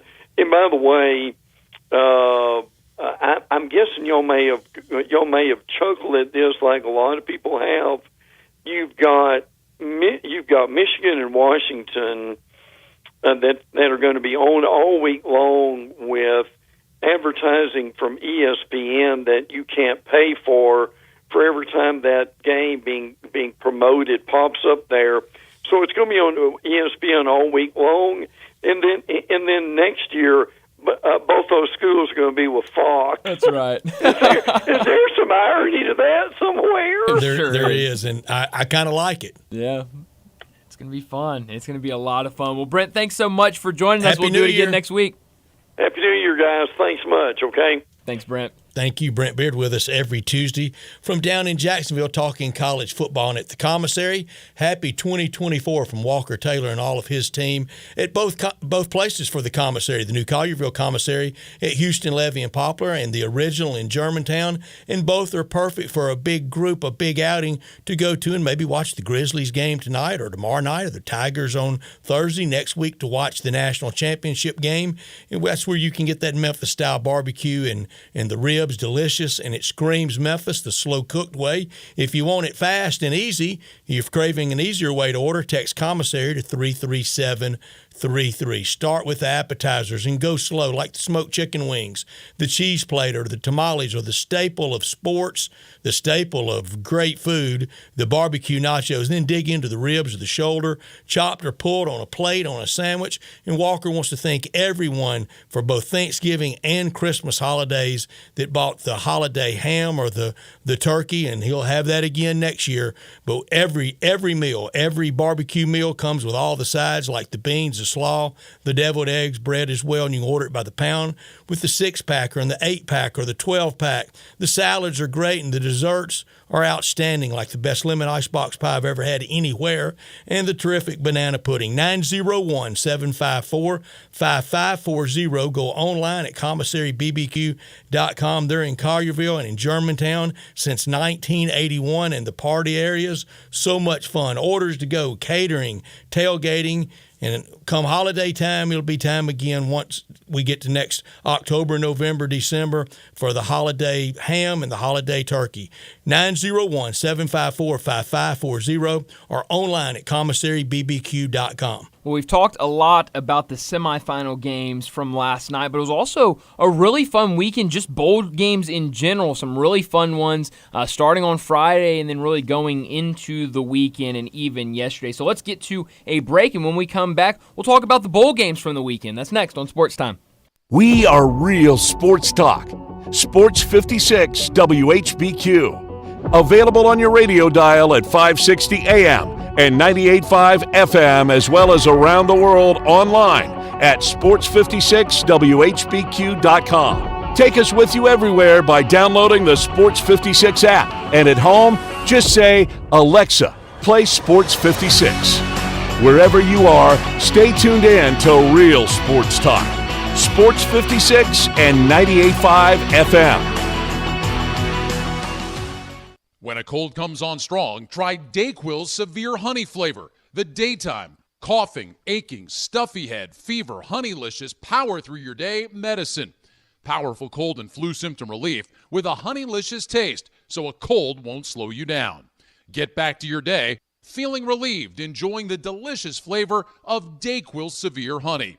DayQuil Severe Honey Flavor soothes your symptoms with a delicious taste. Use as directed. Keep out of reach of children. Roofs, roofs, and more roofs. Chris Price here with Metro Builders. Is your roof leaking? Do you have mold stains on the ceiling of your home or business? Is your carrier denying your claim or offering a repair simply because they don't have enough documentation? You need a contractor that performs work for insurance claims for policyholders each and every day, and Metro Builders is here to assist. Call Metro Builders. At Metro Builders, we provide free estimates, consultation, and claim repairs. Metro Builders' process of arriving, inspecting, diagnosing problems, and estimating is second to none, commercial and residential. Our team of Hague-certified technicians are standing by to assist you with providing estimates and photos to your carrier to document your loss. All you owe is what your policy states. No large fees on top of the final scope. We use high-grade materials and are certified by companies like Atlas, CertainTeed, Owens Corning, and Mulehide with labor warranties up to 50 years on all of our jobs. Metro Builders provides roof repairs across the Mid-South. Call Metro Builders to schedule your inspection free. Call me. 901-375-1717. That's 901-375-1717. Sports 56 traffic. Good afternoon. We've been in pretty good shape so far as accidents out here causing big delays. Now, it is building in the Midtown area just in the last few minutes. I-40 over here up by Chelsea as you head up to the 101 connector. Still looking good right now south of Memphis with that traffic flow on 55 down through South Haven into and through DeSoto County. Hey, 24/7 reliable crane and rigging services right here in Memphis. It's Tomahawk Crane and Rigging. They're online at tomahawkcrane.com. I'm Commander Chuck with your on-time traffic.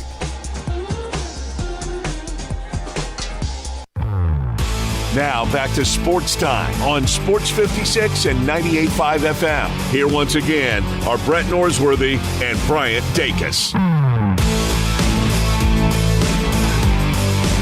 Well, the bowl season has come to an end with the only game left being the national championship game. But it was a lot of fun. There were some really good matchups and some good ones over the weekend. Brett, I want to start with the Ole Miss-Penn State game, the Chick-fil-A Peach Bowl. I know that's the game you were at with Ole Miss Radio, and really an impressive performance by Ole Miss. A close game in the first half, but Ole Miss takes over in the second half to win 38-25. Former Memphis Tiger Caden Prieskorn had a really, really good game, was named most outstanding player. A really, probably his best game, certainly as an Ole Miss Rebel. The probably most healthy he's been, too. Yeah, that's another good point. What really stood out to you in that game? Ole Miss really setting up well for what could be a massive year next year. Yeah, everybody's ready for next year already. The third quarter was the difference. It was just a runaway in the third quarter and really throttled back in the fourth quarter and was, just trying to land the plane. I thought Ole Miss probably left some points out there, and that was probably the least they could have won that game by over Penn State. Penn State, to me, reminded me, in some aspects, they reminded me of Texas A&M. And when I saw Texas A&M, that was after the injury to Wigman. So I saw A&M with Max Johnson. Max Johnson is a better quarterback than Drew Allard. Except for the quarterback play, the team I'm going to compare Penn State more to had a much better quarterback, and it was Arkansas. Really? When I was watching Penn State, I didn't think their receivers and running backs were anything to that you had to get too worried about game planning for.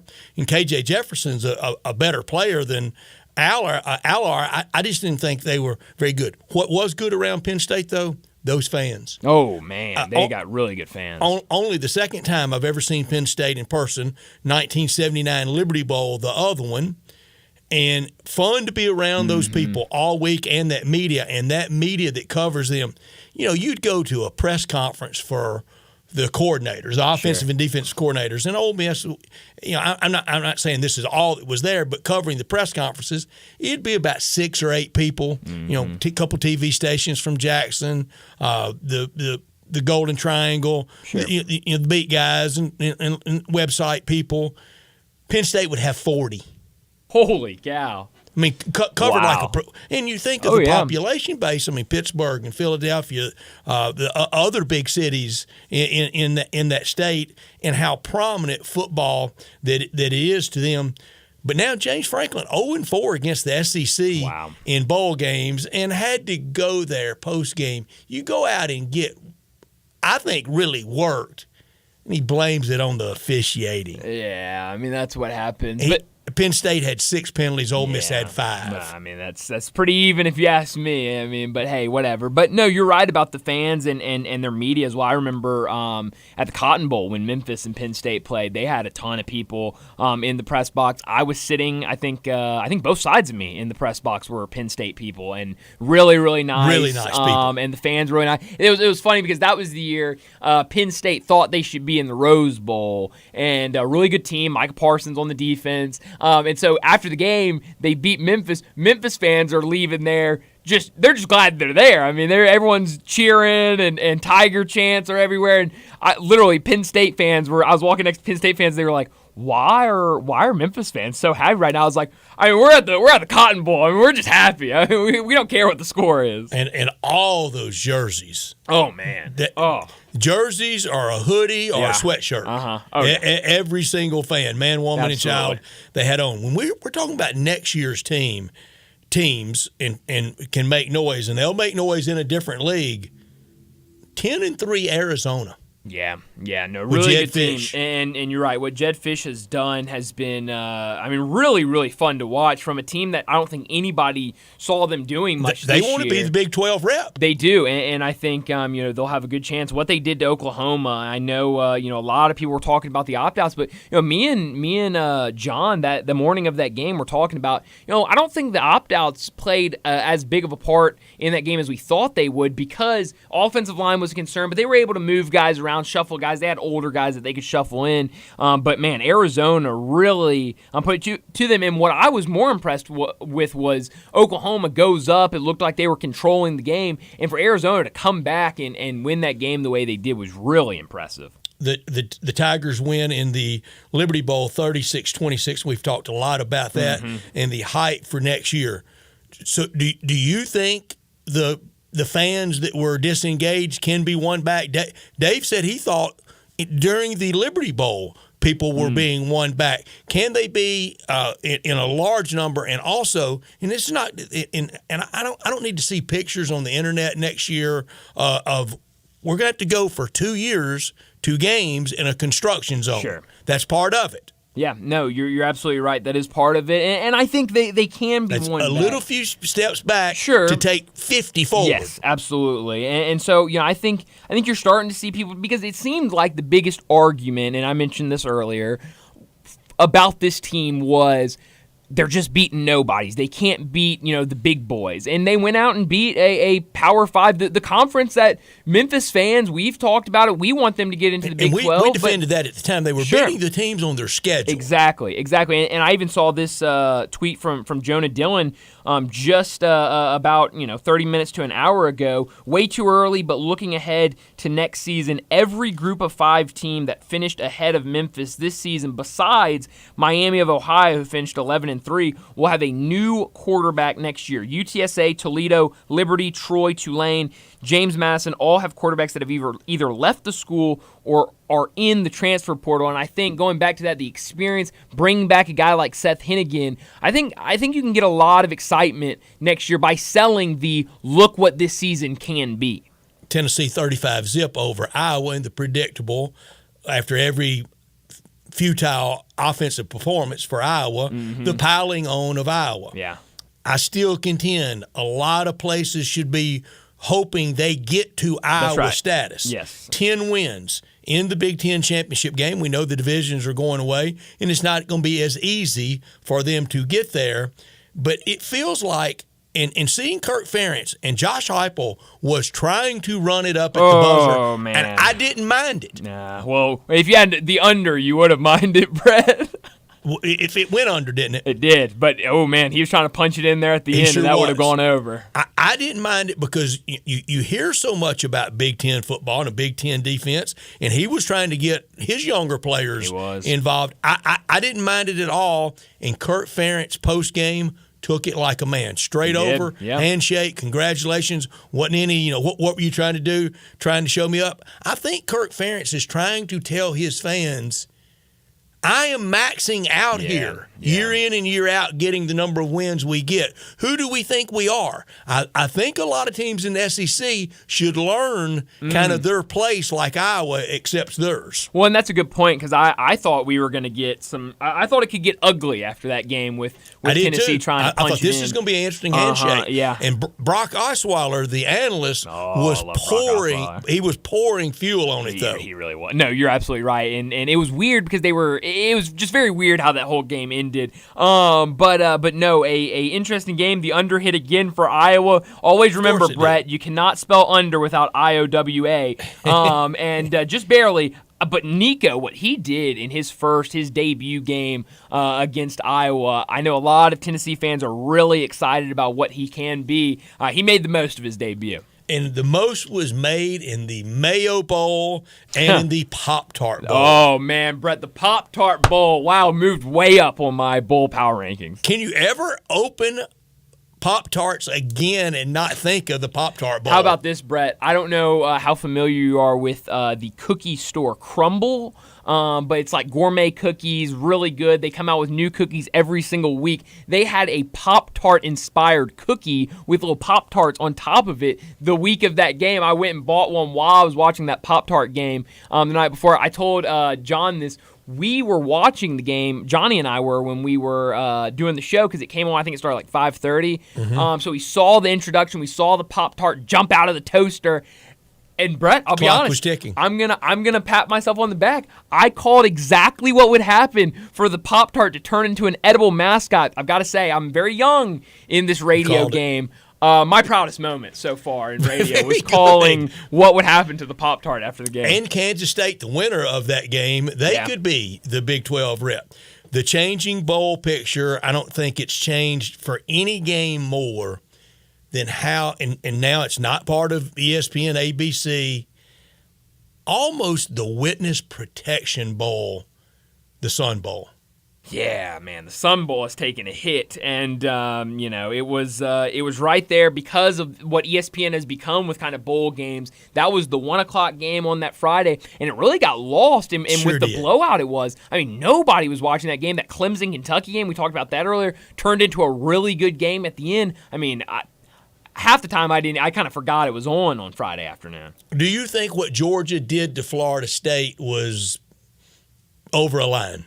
No. I don't either. I mean, you go out there and play the game, and it's I don't think they could help it. No, I mean, it's not Georgia's fault that nobody wanted to play for Florida State, and so I think you go out there and you're trying to, especially for a team like Georgia who's going to have a lot of opt-outs, you're trying to get reps for the young guys. You're trying to get some of these guys looks, and if they go out there and hang 63 on an opponent, so be it. Especially if Washington beats Michigan Monday night. You're going to have a lot of SEC types. Yeah, you are.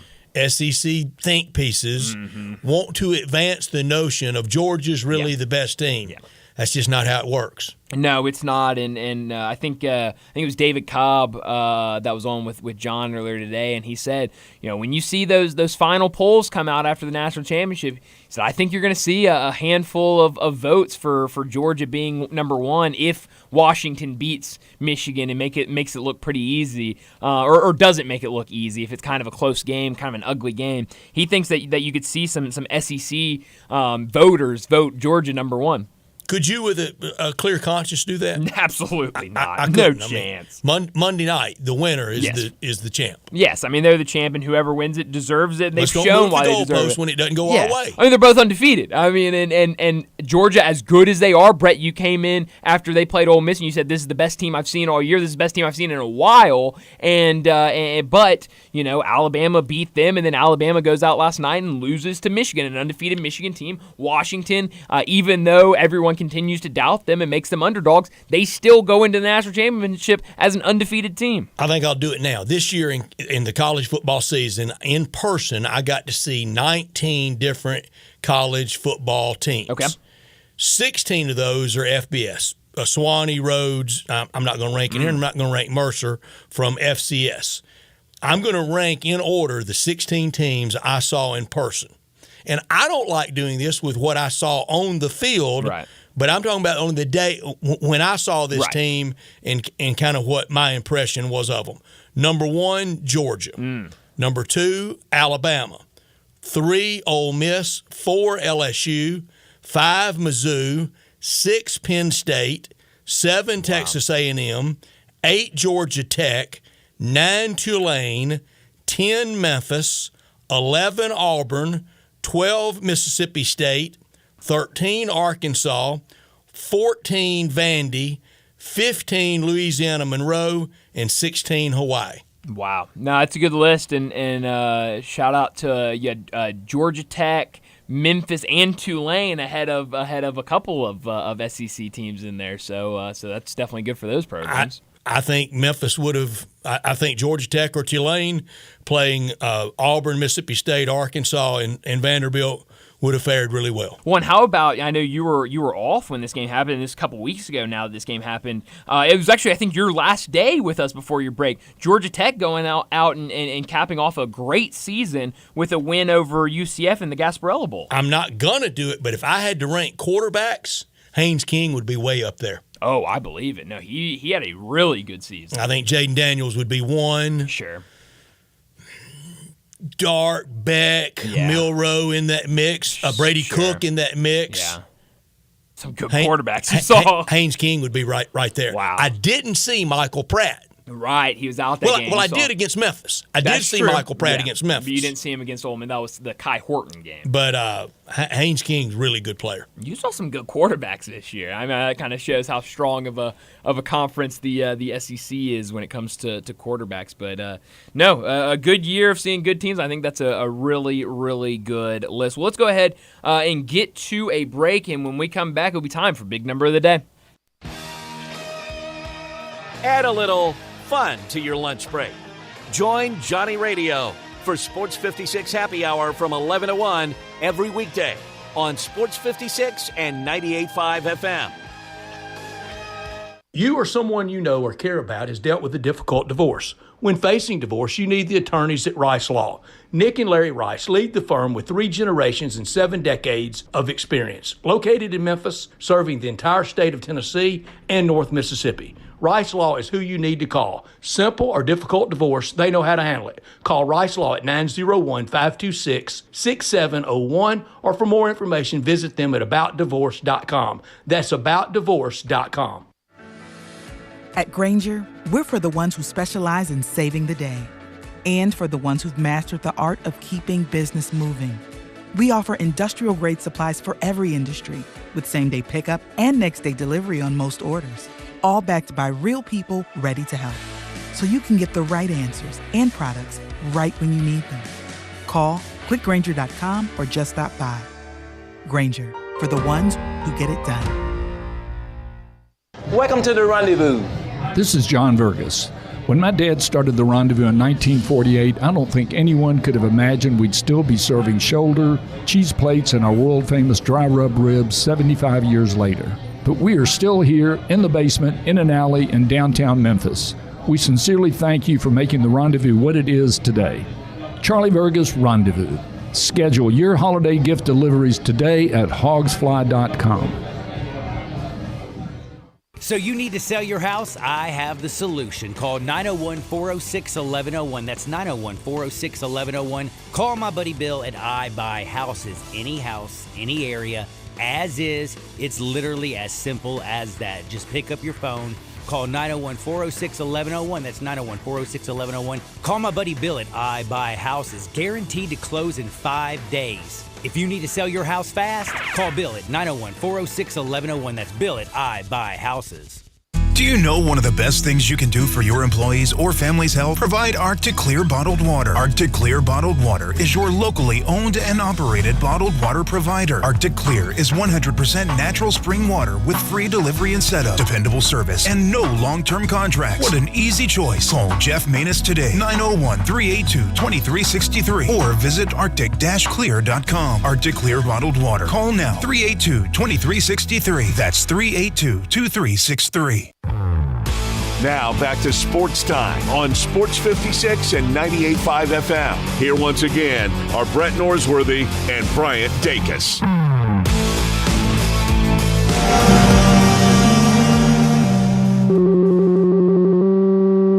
Big Daddy. Hello, Big Brand. It's a guy, he wants to be big, then he gets big, he doesn't want to be big anymore, then he gets small, but the suit's too big. Big Daddy. The big boy. You're a big guy. I think she's trying to pull a fast one on Big Daddy. The big number of the day. Well, Brett, you've been gone for a while, so how about you start us off today with big numbers? I will, and it's my number is 86, as in years. You have to go back to 1938, January 1, 1938, the last time Alabama's lost a Rose Bowl game. Whoa!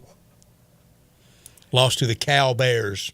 Cal Bears, love it. Wow, that's an unbelievable big 86 years ago. Holy cow. Bama with a lot of trips to the Rose Bowl through the years. Sure. I would say 9 Pac-12, Big Ten, got to be up there close to the most because, they just excluded it to that for so long. Yeah. You really had to kind of go before that or now kind of being a part of the playoff mix. But 86 years since the last time Bama lost a Rose Bowl game. It was a long way back home then. Oh, sure was. That is about incredible. A 4-day train ride. Yeah, that's right. That's incredible. Wow. And yeah, that streak broke last night. Brett, I have 3 big numbers today, and I was going to try to save them, but I can't. I have to use all of them today. My first big number, kind of a throwaway big number, but I would be mad at myself if I did not mention this. How about 0? Let's make it 0. It could be number 1, it could be 0, it could be 15, but I'm going to go with 0. That's how many goals were allowed yesterday afternoon by Joey DeCord, the goaltender for the Seattle Kraken in the Winter Classic. That's right, at T-Mobile Park, where the Mariners play baseball. They had the Winter Classic yesterday. Was it cold? It was cold. It looked cold. It was very cold. I don't know the exact temperature, but it was a cold afternoon in Seattle. Over 46,000 people in attendance for that game yesterday. Played at the Mariners Park? At the Mariners ballpark. That's right, T-Mobile. But it was the first time that a goalie had recorded a shutout. Joey DeCord did that yesterday. First time a goalie has recorded a shutout in the Winter Classic history, a game that has happened 15 times. First one happened yesterday for the Seattle Kraken. Now, that's a throwaway one because I understand this market, and I'm the only one that cares about hockey. So here's my real big number today. I have 2 of them, both coming from college football. 4,186. That is how many punting yards Iowa punter Torrey Taylor had this season, which breaks the NCAA single-season record for punting yards, surpassing Michigan State's punter Johnny Pingle's 1938 campaign. Speaking of 1938, remember, Brett, you cannot spell punt without IOWA. It's been a great year for the punting team. Good year for 1938, isn't it? It really is. Who would have thought that we would have had 2 big numbers today involving 1938? My final big number for today is 12. We had a fun game yesterday, LSU and Wisconsin. I really liked what Nussmeier did yesterday for LSU, but that game went over. I don't know if a lot of people thought Wisconsin would play the way they played. 35-31 win over Wisconsin. That blew past the total that was set at 57 for that bowl game yesterday. And LSU became the only FBS team in at least the last 20 years to go over the total in 12 of the 13 games they played this season. Yeah, and just automatic offense all year.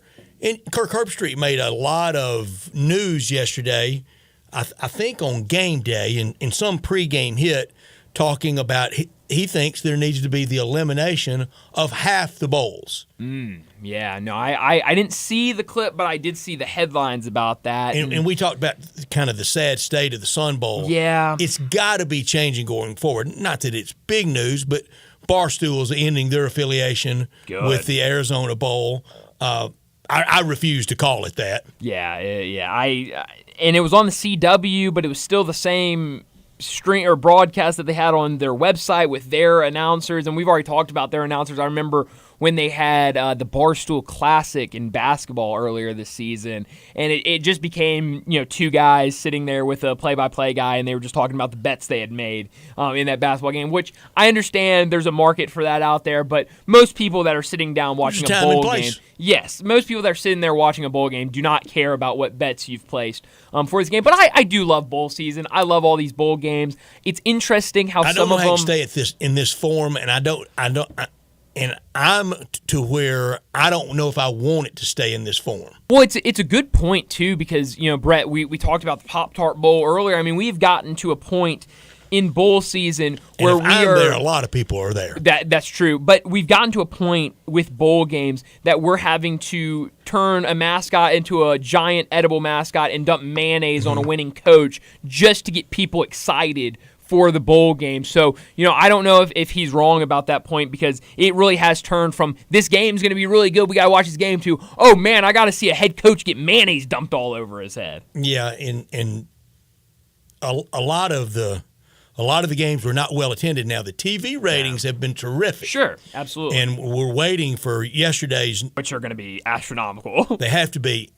If Michigan and Bama didn't push high 20 million, 28, 29 million, approaching 30, I don't know if college football can ever get there if that didn't. Yeah, I mean, there's no way that. I mean, it's gonna be a really, really good number because of how great those games were. I will give you one number. Ja's return 2 weeks ago tonight. Ja Morant, one of the faces of the future of the NBA, his return on TNT, playing against Zion Williamson, one of the established stars of the league, 18 for TBS there to do the game. It drew 1.6 million viewers. Wow. The following Saturday afternoon, the Cure Bowl drew 1.9. Ooh, and the Cure Bowl was the ugly game, kind of middle afternoon, sleepy game. I'm sorry, the previous Saturday the 16th. Right. The Cure Bowl. Yikes. Honk if you can tell me the teams in the Cure Bowl. Oh, hold on, Brett. Let me try. App State. Is that right? Is that one of them? That's one. Okay, and they've been discussed already today. Oh, I can't think of the other one. Miami of Ohio. Miami of Ohio. Oh, let's go. That's it. Wow. It drew 1-9. It beat Zion versus Ja. That's crazy. The Cure Bowl. Wow. That was an ugly game. Pouring down rain, middle of the afternoon. I know they had a tough draw, but the NBA having to go up against the NFL, and you add up every viewer, every number of the viewers. Brutal. It got crushed by a lot of these bowl games. The whole total viewers. Wow. That's surprising. You should have made that your big number today. But, hey, football is... It was during the segment. It was. Football's king. It's hard to beat, especially the NFL. With the Cure Bowl. Look, Brett, that shocks me just as much as it shocks you. Do you think people believe that? You think diehard NBA guy, you think we could convince them the Cure Bowl outdrew Ja and Zion? Probably not. I don't think so either. I don't think they'd believe us. No, I don't think they would. It's interesting though, but those TV numbers, they certainly do not lie. Well, that'll do it for our second hour. Let's get to a break. When we come back, we're talking about the NFL with Bo Marchant.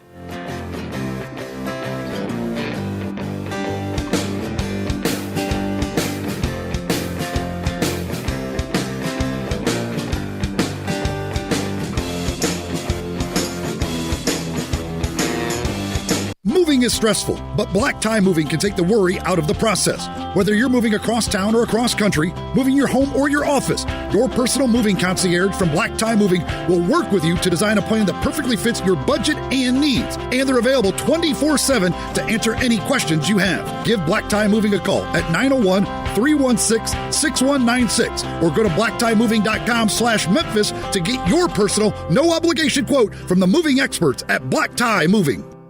Case IH is a proud supporter of the Mississippi Farm Bureau, and thanks to a membership benefits partnership, Mississippi Farm Bureau members receive a discount of up to $500 on every qualifying Case IH tractor and piece of equipment you purchase.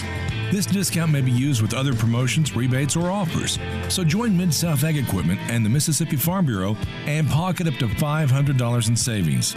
Call Mid-South Ag at 662-890-3141 to get your discount today.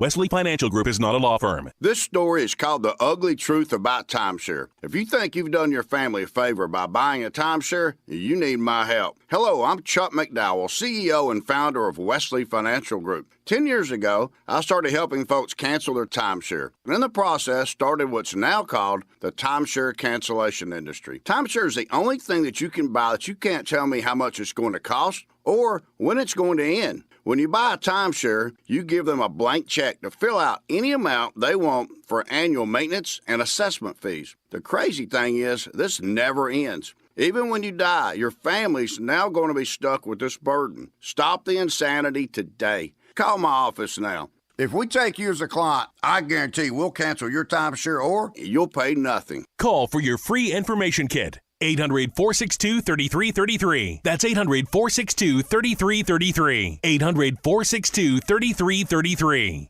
There have been times when all seemed dark, when it seemed night would last forever. Souls wandered the earth in search of something satisfying, something fulfilling. And then, when all seemed lost, dawn broke, and it was sunrise. At last the people had their dream realized. They could have not just breakfast or lunch or even 11sies, but they could have them served fast and fresh and made just for them. At last, at long last, the cock has crowed.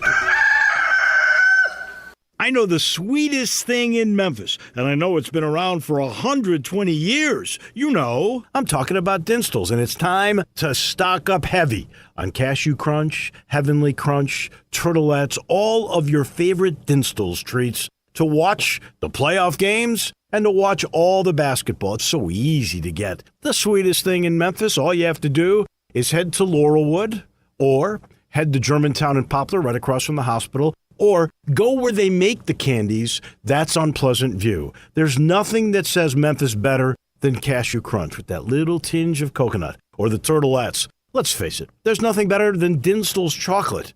That's the mainstay of all candies, isn't it? Milk chocolate, although their dark chocolate is pretty darn good. And if you get the peppermint with the dark chocolate and put it in the freezer, you're going to love it. So many ways to love Dinstall's. 115 years of making Memphis oh so sweet. Do you know one of the best things you can do for your employees or family's health? Provide Arctic Clear bottled water. Arctic Clear bottled water is your locally owned and operated bottled water provider. Arctic Clear is 100% natural spring water with free delivery and setup, dependable service, and no long-term contracts. What an easy choice. Call Jeff Manus today, 901-382-2363, or visit arctic-clear.com. Arctic Clear bottled water. Call now, 382-2363. That's 382-2363. Sports 56 traffic. Good afternoon. A couple of accidents out here. It's been a little bit heavy at times in the construction as we stare at it live on 55 northbound up by Crump. Traffic's on the increase just a bit on I-40 over here at the 101 connector passing Watkins all the way over to White Station and still holding up 40 right now back out towards Fayette County. 24/7 reliable crane and rigging services right here in the Memphis area. It's Tomahawk Crane and Rigging. Check them out at tomahawkcrane.com. I'm Commander Chuck with your on-time traffic. We are Sports 56, WHBQ Memphis, and W253DF Memphis. Flynn Broadcasting Stations.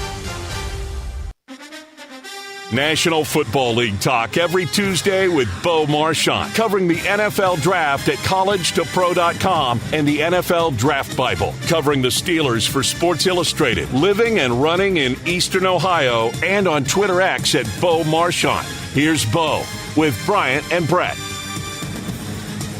Bo Marchant joins us now to talk the NFL, a busy, busy weekend leading us into the final weekend of the regular season. Bo, thanks so much for joining us, and I want to start with the team that you cover very, very closely, and that is the Pittsburgh Steelers. Another win for them over the weekend on the road against the Seahawks behind the play of Mason Rudolph. What have you made of these last couple of games? And then the news coming out today with Kenny Pickett coming back, being healthy, they're going to stick with Mason Rudolph going into Week 18. Yeah, you got to stick with the hot hand, especially after losing the two games back-to-back between the Cardinals and the Patriots. They were both two-win teams when they arrived at Acrisure, and, they left each with a win. and that's what led to the change to Mason. And he's played phenomenal. He hasn't turned the ball over yet. He's been playing clean football. And more importantly, it's just a well-rounded offense. We saw what they were able to do running the football against the Seahawks this weekend, and they also have been getting George Pickens involved, and that was a big, big asterisk on the Steelers' offense prior to everything else leading up to the eventual switch from Trubisky to Rudolph due to the Pickett injury. So who knows how long this lingers? If they win, their odds of making the playoffs are still pretty slim. They're going to need a lot of crazy, crazy scenarios to pan out. But if that would unfold, that would lead to another curious thing, in what direction Tomlin will go. And remember, Rudolph's on a one-year deal, so it's not like you're just automatically saying, Mason Rudolph's the guy next year. The Steelers would have to re-sign him. Among that great fan base, is it the year that could have been, or are they resigned to, this isn't so bad? I felt optimistic. I really did. Last season, I picked them to finish last in the division. This year, I picked them to finish first. I really liked how the team looked, and then we all got snookered into the preseason. You never want to put too much, but the offense just looked so good. I mean, every time Pickett and Canada and company were in a preseason game, they look like a dynasty to be. And, then the season starts, they just get walloped at home against the 49ers, completely demolished. And I think that was the wake-up call, and you kind of give it hope after that, Brett. But as we've seen, the offense has the last 2 weeks on the Rudolph, and we're not saying this is all Mason Rudolph, but these last 2 weeks are the first time this offense has looked good since Ben Roethlisberger's retired, in my opinion. So that's a couple seasons where this team has really lacked any identity offensively, and they've finally found it. So, long story, I guess, long answer. I think the Steeler fans, they're going to be disappointed, but I think just playing at least good football before the final week is something they can hang their hat on, because at the end of the day, I think reality set in that this team wasn't the team that we thought they were or they even could be. Yeah, it's something they can be proud of. They've played like that. But I don't know how this dynamic has occurred, because I know he didn't do it. But how has the offensive line played so much better for Mason Rudolph than it did Pickett? I think there's just little intangibles. Maybe, getting just say 2 weeks ago when they got Pickens involved early. You can't put that eighth man in the box. You kind of got to respect the passing game. Now you got to play a little off the ball, and it gives a little bit more of the running game and allow those guys to move. Past pro, they were always able to kind of protect Pickett, but the run game was the thing that was stagnant. And I just think that's one of the abilities of Rudolph, being able to kind of, put the ball up and make big connections and put the ball deep. With Pickett especially, you saw a lot of short throws. It's almost like an extension of the run game, And I think with Rudolph, the ability to get the ball deep, which he's been able to do, and I think that could be one of the small elements that have come in. And you guys know, if you go ask these guys, if I go down to the South Side tomorrow and ask these guys, why is the offense playing better? They're just going to say it's because we're executing better. So it's always about execution. If they win 50, it's execution. If they lose 50, it's because of their lack of execution. Well, tough game for the Steelers to end the season against the Ravens, a team coming off a massive win over the Dolphins, 56-19. How impressive was that performance by the Ravens? It looks like that landslide MVP. That's why wrapped up the MVP for Lamar Jackson. What did you make of kind of that marquee game that everybody was looking forward to this weekend, really being a cakewalk for the Ravens? Yeah, they really took it to the Dolphins. I mean, it was over early. If you want, there was a prize fight that might have stopped it at a certain point rather than get the score up to 56-19. Tom Monken, first year with Baltimore as the OC, him and the combination of Lamar Jackson. Usually, when a new guy steps into that type role, you might see a dip or some slack, something where it just doesn't take off, but as the season has gone on, they've just continued to grow together. And Jackson is playing at the MVP level. He's had to supplant that, at least at this point. I mean, the big win over Miami, 13-3. They have everything clicking. The defense is playing great. But I think Monken and Jackson, that's an unwritten thing that's not talked about is how well he's helped get that offense to kind of change the way we usually see the Ravens do their thing, a run game. And if you watch Lamar Jackson and as dynamic as he is, there's almost times when I watch him where I want him to run, but he is so patient in the pocket now. He's so diligent going through his reads and finding the open guy. To me, that's the thing I've walked away most impressed with Jackson this year is, if you want him to do something dynamic with his feet, he's going to be able to do it. But his patience to really stay in the pocket and watch the receivers get open and that split second where he decides to do that, I think that's helped him, and I think it's helped the team, and it's helped protect him as well. He's a small guy. You never want even a big quarterback to take too many hits, but he's protecting himself well. He's protecting the ball, and Baltimore. And I know we always do our Twitter thing, guys. I was going to put the Ravens, but, number one seeds on each side. I know we saw it last year with the Eagles and the Chiefs.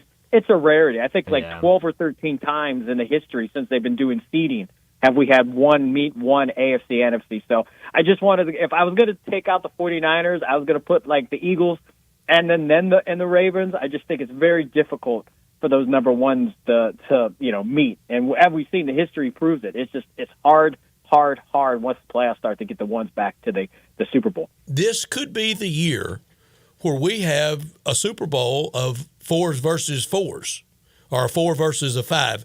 It could happen. Lamar Jackson, he was taken 32nd in the first round by the Ravens in the 2018 draft. Here's the quarterbacks that went in front of Lamar Jackson. Now, everybody looks bad now, but Baker Mayfield went 1 to Cleveland. Sam Darnold went 3 to the Jets. Josh Allen went 7 to Buffalo. Josh Rosen went 10 to Arizona. And that's the quarterbacks taken ahead of Lamar Jackson. Look, they're all paying the price. It looks bad now. And whatever the motivation or why was, Baltimore looks smart, everybody else looks bad. But I can tell people that are out there looking for some nefarious conspiracy of why Lamar Jackson dropped, there's a guy named Tom Brady that went 199. Yeah. Yeah. Look at Brock Purdy. Nobody knows. And, we all get caught up in the draft hype. We all got caught up in different dynamics or things that are said, and maybe they can't do this. I mean, Justin Herbert wasn't a tough enough competitor, and he played in the Pac-12, and it wasn't a tough conference. And lo and behold, we see what he's done. Yeah, it's an unexact science, and we know that. But Brett, how many times have we discussed that was Ozzie Newsome's going away present as the GM? And Ozzie, we trust. Yep, and we're going to give you Lamar Jackson, and I'm going to be an MVP. I'm going to be a Hall of Fame general manager as well as a Hall of Fame tight end. Ozzie Newsome, once again, just showing how good he was at building a team via the draft with the insight and the knowledge to say, hey, you know what? We're going to go in. We know we don't have Joe Flacco. We're going to go in a different direction. We're going to change things up and bring this, Lamar Jackson rookie kid in out of Louisville, and lo and behold, arguably. One of the best quarterbacks we've seen in the last 5 years. We'll have all the playoff matchups next week. Now, the NFL, there's not really a bracket because it's always based on seeding, and it can change. Like if we have some upsets, that first weekend for sure into the second weekend. But right now, I want us all to go on the record.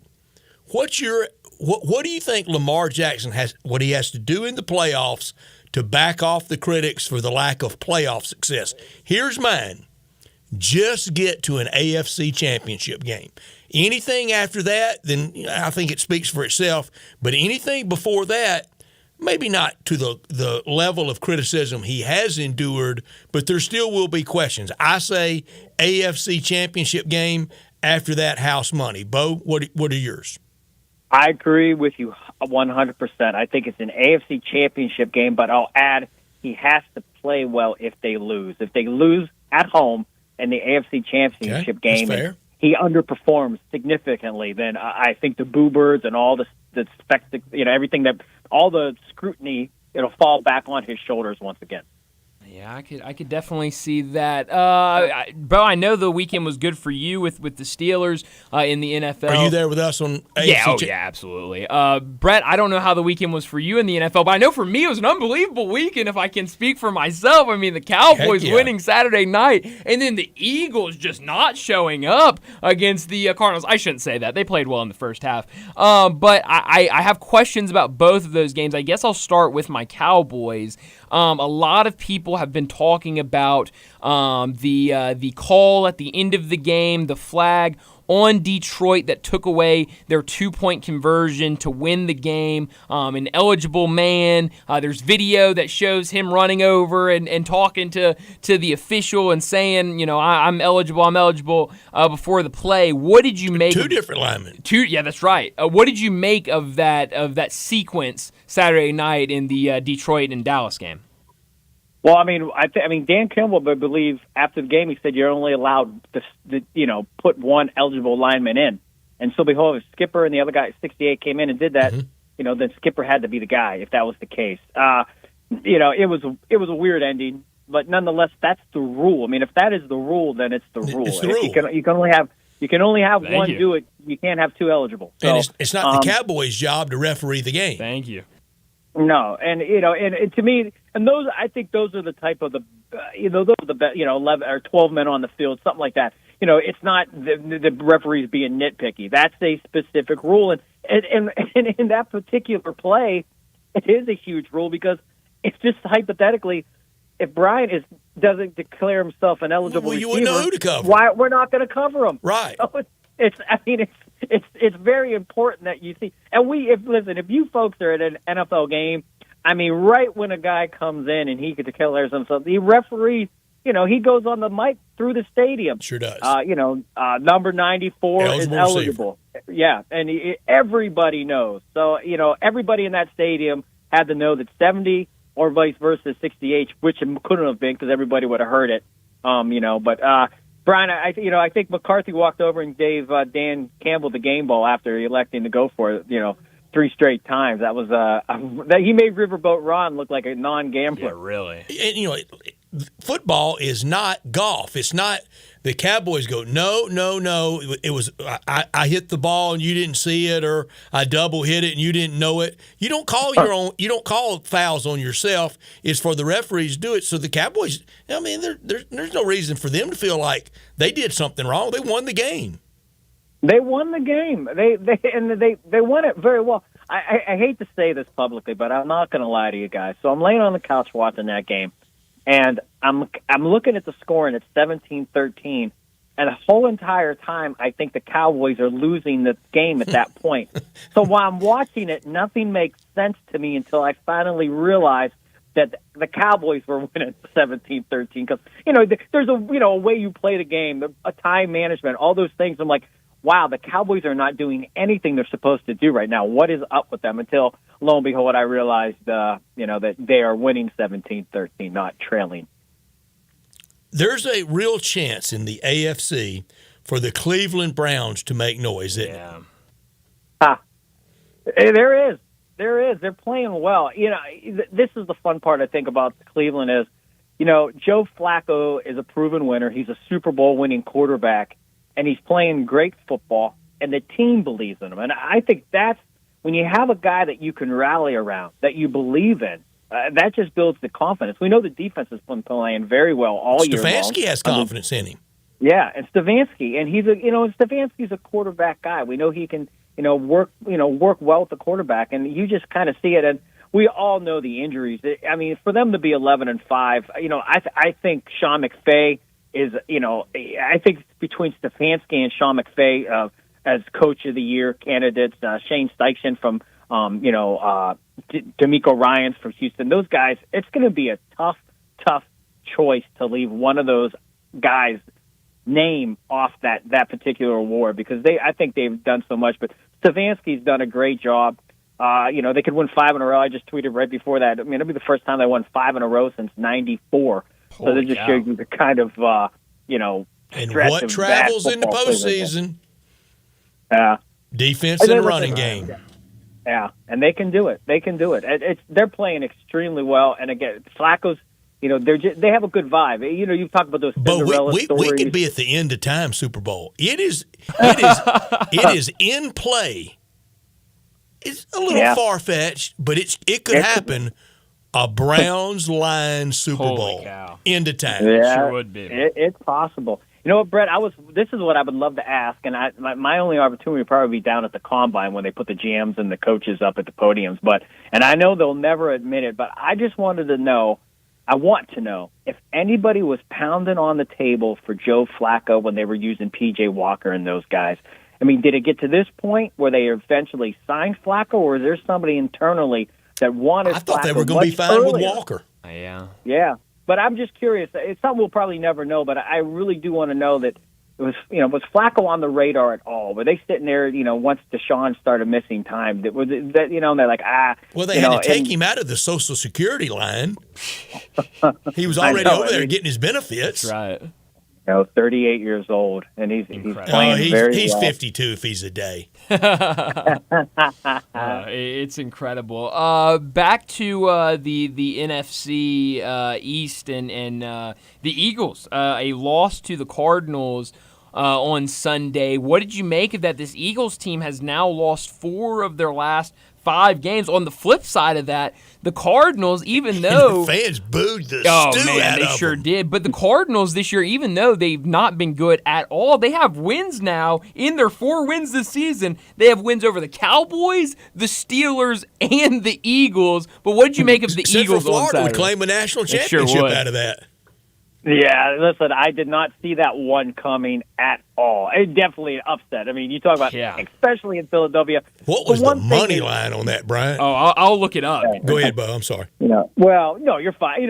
Jonathan Gannon, the Cardinals head coach, he was their defensive coordinator last year for Philadelphia. So I do think when you're that closely removed from a team, you really do know what they can do, what they can't do. And it doesn't mean you're going to win. But I think that narrows the possibilities of, they don't know what the Cardinals are going to do. But Gannon definitely had his pulse on what Philadelphia was, capable of kind of being, not being able to live up and beat. But you got to hand it to the Cardinals to play that type of football. And they've played inspired football all year. And even when they were losing, and they've lost more than they've won, they're 4-12, but they play hard. And I think that's the one thing if you're the Bidwells and you're there in Arizona, you just got to like the way the team is playing. They're playing with effort. The wins might not be there, but they're playing. And for the Eagles, man, they got to you want to win this last one. You don't want to go in the playoffs, struggling as bad as they have, and to lose to a Cardinals team that on paper you're significantly better than. They didn't run the ball well. That's something they do. Their defensive line got really beat up. I mean, and that's the thing. I mean, James Conner looked like the second coming of Emmitt Smith Sunday, and that's the thing you got to take away. I mean, Philly was just beaten up, and that's the most embarrassing way I think you can lose a football game is when you're just in the trenches getting manhandled. Bo, I texted you from Atlanta, and I told you before I ever left I couldn't wait, and it lived up to it. Part of the Penn State announce team is Jack Ham, the legendary Hall of Fame linebacker for the Pittsburgh Steelers, played college at Penn State, largely responsible for the label of linebacker U for Penn State. What a nice man. So fun to visit with. We talked about back in the day, we talked about Dennis Winston. We talked about, Mean Joe Green. We talked about Super Bowls against the Cowboys. The entire Penn State fan corps was so nice. Their announce team, so nice. Came over pregame, introduced. I had met Jack Ham at a party, but had not met the play-by-play guy. Came over, introduced himself, and then post-game came over, with sincere congratulations and said, we hope we see y'all this time next year in the playoffs. But Jack Ham was just so nice to visit with. Oh, that's excellent. I've never had the opportunity to really talk to him in a one-on-one setting. I've seen him, I've seen him on, Steeler events sometimes when they have the guys return, Canton stuff. But I remember you texted me, hey, you're going to see Jack Ham, Ole Miss, Penn State. And lo and behold, when you said he was a dynamite individual, it just kind of makes it all fun. We all have heroes. We all love sports, but it's better when you have interaction or hear about an interaction where they kind of validate why you love them. And it lives up to it. Yeah, and that just even makes you more in awe. And Brett, you know it as well. It's fun when it's somebody, Penn State. It's not an Ole Miss guy. It's a Pittsburgh Steelers. It's not the team it's fun when they're guys that you know of, but they connect and they leave you with just that good impression. And I'm not kidding you. Out of 10 fingers, he didn't have 2 going the same direction. It was unbelievable. It was like a squid. I mean, his hands were so mangled, Bo. That's the price you have to pay. It's a rough game, but it's even rougher back then. It's just it's a good he'd be able to kind of get around and does what he does. He's got to be 74, 75 years old. I think. I know he's in his mid 70s. I think 75. Yeah. Wow. Yeah. Yeah. So that's he looks. I think he looks good. I mean, and his eyes teared up talking about Franco Harris. Aw. That's something. It was really camaraderie. Nice. Yeah, absolutely. Well, it's going to be a fun weekend in the NFL. Week 18, the final week of the regular season. And, Bo, next week when we're talking to you, we'll be talking playoffs. Super Bowl bracket. That's right. Yeah, well, just remember, the Cowboys are 1-2 their last 3 times to Washington. So don't get too excited. Yeah, thanks for putting that in the back of my mind. But we'll do it again next week. All right, Happy New Year again, guys. Thank you. Happy New Year, Bo. We sure appreciate you through all these years. First met Bo. Second year I was with Ole Miss it was after the 2009 season. It was on New Year's Day of 2010, and the late Gil Brandt introduced us. Really? Yeah. Wow. He's been on this show as a regular contributor. Had him on periodically through most of 10, and then, recognizing the number one sport in the country is the NFL, and having him every week with us since then. That's incredible. And at a bowl game. I mean, it was fun meeting Jack Ham. Oh, I bet. That sounds like fun. I mean, that sounds like a linebacker, doesn't it? Sure does. And right when you started saying all his fingers, not a surprise at all. I mean, I'm not kidding you. It really, but he was so nice. All the Penn State people, they were the same pregame as they were the same postgame as they were pregame. Yeah. A lot of SEC fan bases could learn a thing or two from in victory and in defeat. This hour of our show brought to you every day by Hewlett & Dunn. Happy 2024 from everyone at Hewlett & Dunn. They're on the historic square in Collierville, and they've been there since 1961. And we know everybody enjoyed the perfect scene during the Christmas holidays on the square in Collierville. Charles Hall, he started working there in his teens, and now with his wife Laura, they own the place, known for all the boots, but also clothing, accessories, and a cap for any team, for any season. Western wear, work boots, safety toe, soft toe, rubber boots. They've got them all. Boots for every occasion at Hewlett & Dunn. From head to toe, they've got you covered with every brand imaginable, like Anderson Bean, Dan Post, area, whether for men or women, you will be taken care of at Hewlett Dunn. Men's and women's clothing, like the jeans and the pants and the shorts and the shirts, the outerwear, and the best duckhead collection you'll find anywhere. Right now, that Filson jacket, it would feel good on this cool night. Charles and Laura Hall, they invite you to 111 North Center Street or to hewlettdunn.com, but go visit them on the square in Collierville. Sunglasses, boot care products, hats, and every area team snapback you can think of, like the Tigers, a lot of those on last week at the Liberty Bowl, Mississippi State, Tennessee, Ole Miss. I saw all the caps in Atlanta, the Razorbacks, and for travel, the bag selection, it is top notch. hewlettdunn.com, but please visit and say hello at 111 North Center Street on the square in Collierville at Hewlett & Dunn. Well, let's go ahead and get to a break. When we come back, we'll talk about what's trending. Join the voice of the Tigers, Dave Woloshin, for Wolo and Friends. Weekday mornings from 10 to 11 here on Sports 56 and 98.5 FM. If you need glass replaced, there's only one name you need to know. Binswanger Glass, the largest full-service glass company in the U.S. They've been an industry leader for over 145 years. For all your residential, commercial, or auto glass needs, Binswanger Glass is the name you need to know. 24-hour emergency service for all commercial customers, plus a nationwide warranty on all professionally installed glass. Visit Binswanger Glass in Midtown at 340 South Hollywood across from the Liberty Bowl. Visit binswangerglass.com. Binswanger Glass. You or someone you know or care about has dealt with a difficult divorce. When facing divorce, you need the attorneys at Rice Law. Nick and Larry Rice lead the firm with 3 generations and 7 decades of experience. Located in Memphis, serving the entire state of Tennessee and North Mississippi. Rice Law is who you need to call. Simple or difficult divorce, they know how to handle it. Call Rice Law at 901-526-6701, or for more information, visit them at aboutdivorce.com. That's aboutdivorce.com. For the ones who get it done, the most important part is the one you need now, and the best partner is the one who can deliver. That's why millions of maintenance and repair pros trust Grainger, because we have professional-grade supplies for every industry, even hard-to-find products. And we have same-day pickup and next-day delivery on most orders. But most importantly, we have an unwavering commitment to help keep you up and running. Call, click Grainger.com, or just stop by. Grainger, for the ones who get it done. The season has changed. You know how I know? It's finally here, the Family Leisure Christmas Sale. Excellent deals on pool tables, shuffleboards, and saunas. Oh, we're just beginning. Tired and sore from shopping? Check out the huge selection in stock of hot tubs and massage chairs. Oh, and you can surprise the kids with the best stuff, like a new arcade, a game table, even a play gym.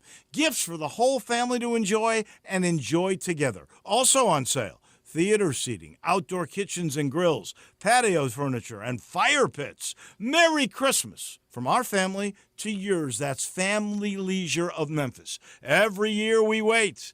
They always deliver. They've done it again. The Family Leisure Christmas Sale is happening at I-40 and Whitten Road. That's 2120 Whitten Road to be exact. That's the place of shopping heaven.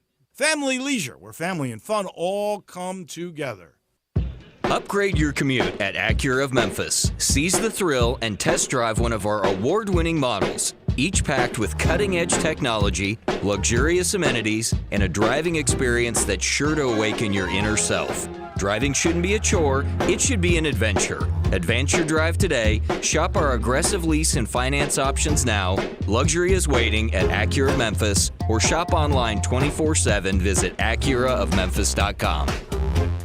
Do you know one of the best things you can do for your employees or family's health? Provide Arctic Clear bottled water. Arctic Clear bottled water is your locally owned and operated bottled water provider. Arctic Clear is 100% natural spring water with free delivery and setup, dependable service, and no long-term contracts. What an easy choice. Call Jeff Manus today, 901-382-2363, or visit arctic-clear.com. Arctic Clear bottled water. Call now, 382-2363. That's 382-2363.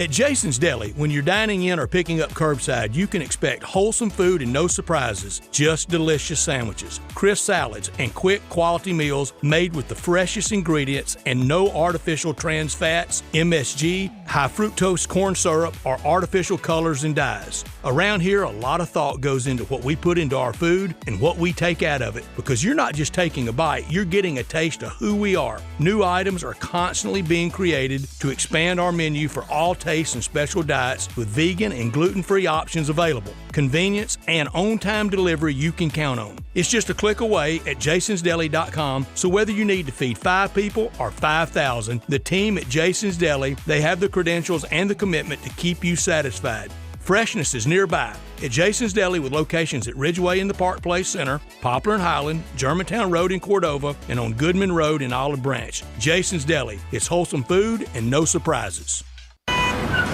Sports 56 traffic.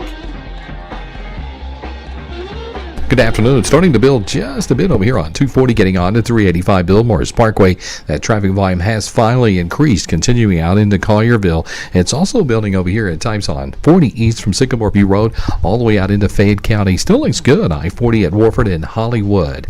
Hey, Weimer's Jewelry, located 7525 Highway 64. They are your Valentine's Day headquarters. Go by and see them at Weimer's Jewelry. I'm Commander Chuck with your on-time traffic.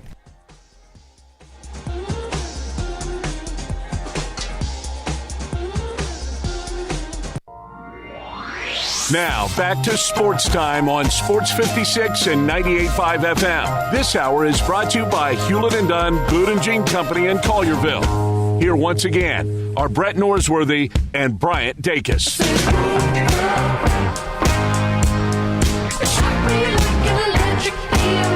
Welcome back into Sports Time. Bryant and Brett with you in our Family Leisure Studios to start the new year, 2024. We got to talk about what's trending. A lot to get to in what's trending. Really could go a lot of different ways. Brett, where do you want to start? Back-to-back nights for the Grizzlies. I say tonight is must-win. Yeah. Lose tonight, you're right back kind of where you started before the return of Ja. But you've lost the time. You've lost the 2 weeks. No, you're absolutely right, and I think I was talking to Zach Boyd, who does a great job producing both the morning show and Dave Woloshin's show. We were talking this morning. He might have even said this when he was on with John at about noon. But he said this is a very important month for the Grizzlies and their playoff hopes because you mess around this month and you don't really take advantage of some of these teams you have on your schedule. Then you're running out of time. So, and to start tonight tonight's game 33. Which is hard to believe, but you're going up against a 5-27 team. I know Victor Wembanyama, it's going to be fun to see him in the Forum. Big mouth pop. But this is a game that you should go out Pop's and win. Been rude to you around town That's today. right. I hear a lot of horns going off right now. No. But I mean, and the betting market's reflecting that. The Grizzlies and 11.5 point favorite. I mean, when's the last time? Yeah, when's the last time the Grizzlies, if at all this season, have been an 11.5 point favorite? I say you got to take these two. And the thing about the Sacramento game on New Year's Eve, I know there's a lot of illness. Look, I know there's a lot of illness out there just in society.